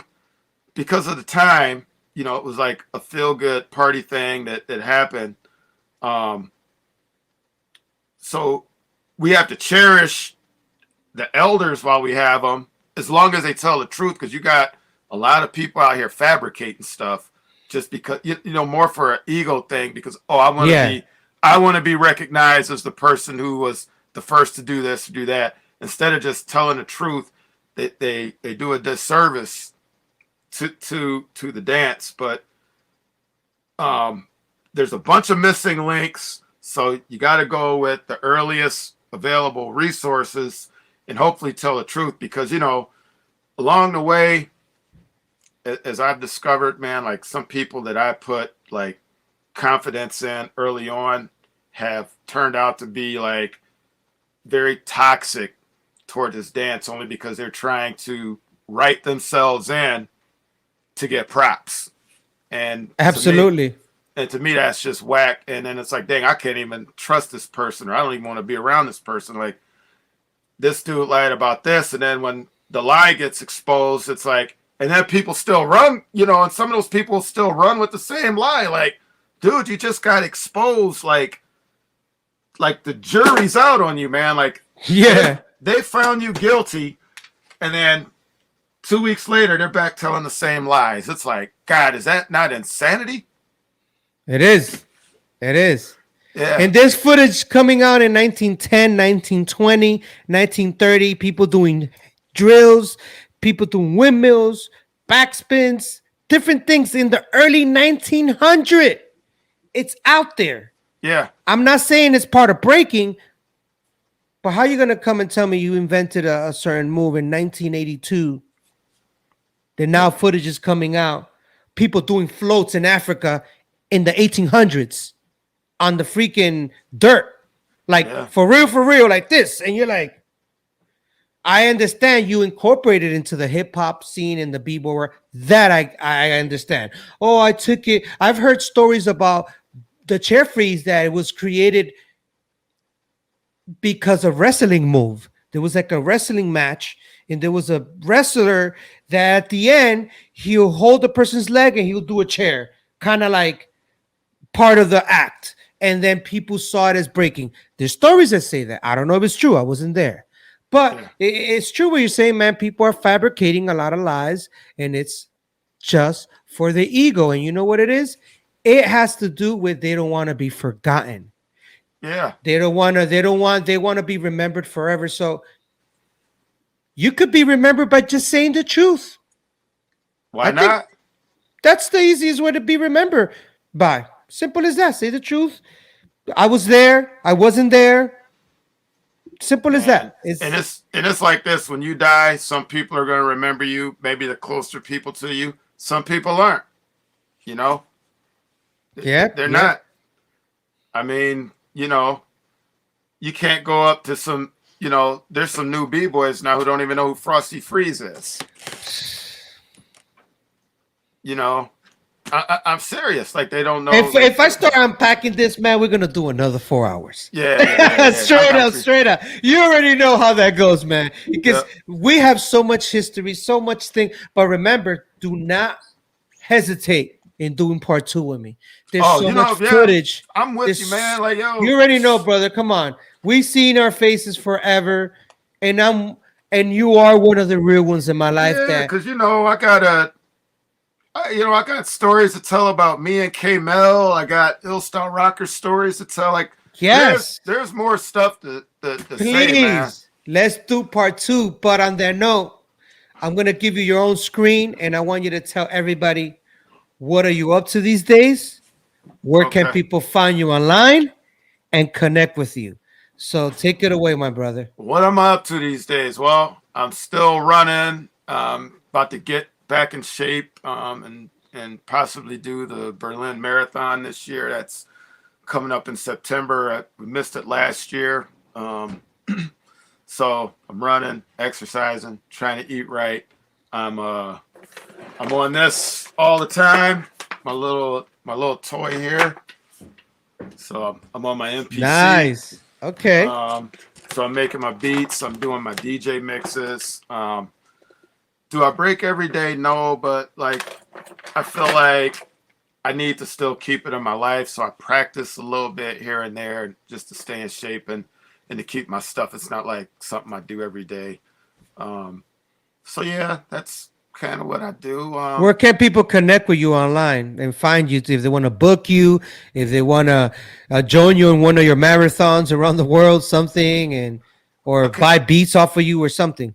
Okay, my email is info@djforrestgetemgump.com, which djforrestgetemgump.com is like my landing page / website. So you can contact me through one of those channels or check me on Facebook, Instagram, and Twitter under DJ Forrest Getemgump, and that's all one word. And you know, if there's some people out there who don't agree with some stuff I said, I'm always open to have a discussion. So that's the best way to reach me. Instagram, Facebook, Twitter, DJ Forrest Getemgump, all three, and my website, djforrestgetemgump.com. And thank you, brother, for having me, man. It was great catching up with you, and you know, so much more to talk about, and it'll be in part 2. Oh well, I'm ready for part 2 right now. But we'll catch you.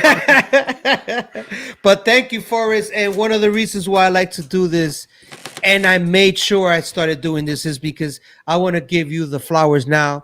You're still here. You're one of my inspirations, mentors. You taught me a lot of stuff. My grappling partner, man, I miss those days. After practice, we'll be rolling for hours. No, doing 2 hours of practicing breaking and then 2 hours on a mat, man. You used to wear me out on that mat. Man, and it's crazy because we both knew we did martial arts, but then out of so many people that I knew that did martial arts, when I would be like, yo, man, let's grapple or let's spar, they'll be like, nah, man. But you were the only one that said, let's do it. That's how I am, man. Which is dope, man. And dude, by the way, you look great, man. You look. Oh, thank you. Man. You just inspired me again. What's your age for the viewers and the listeners? Because dude, you look like we're in the same age bracket. I'll be 53 in March. Come on. I want to look like that 53. Like man, 53, I'll be just chilling. Keep doing man, what you're doing, man. Just keep doing what you love. It's, you know. Yes. And I have someone like you that I can always call and be like, yo, how you do this, man? I noticed you lost like 50 pounds like that. Because, dude, I got some footage of you that I don't even want to show. That I was like, man, is that Forrest? I follow Mike Tyson's philosophy. Mike Tyson said, I don't know how old I am. He's like, Julius Caesar invented the concept of time. So he's like, I just am what I am. Dope. Let's finish it off with that. But thank you, my brother. Ladies and gentlemen, I go by the name of Flashback. This is history worth listening to. This is my brother right here, DJ, B-boy, producer, marathon runner, Forrest Getemgump. Thank you, my brother. Thank you, man. And ladies and gentlemen, have a good night. God bless you guys. Peace, y'all. Peace.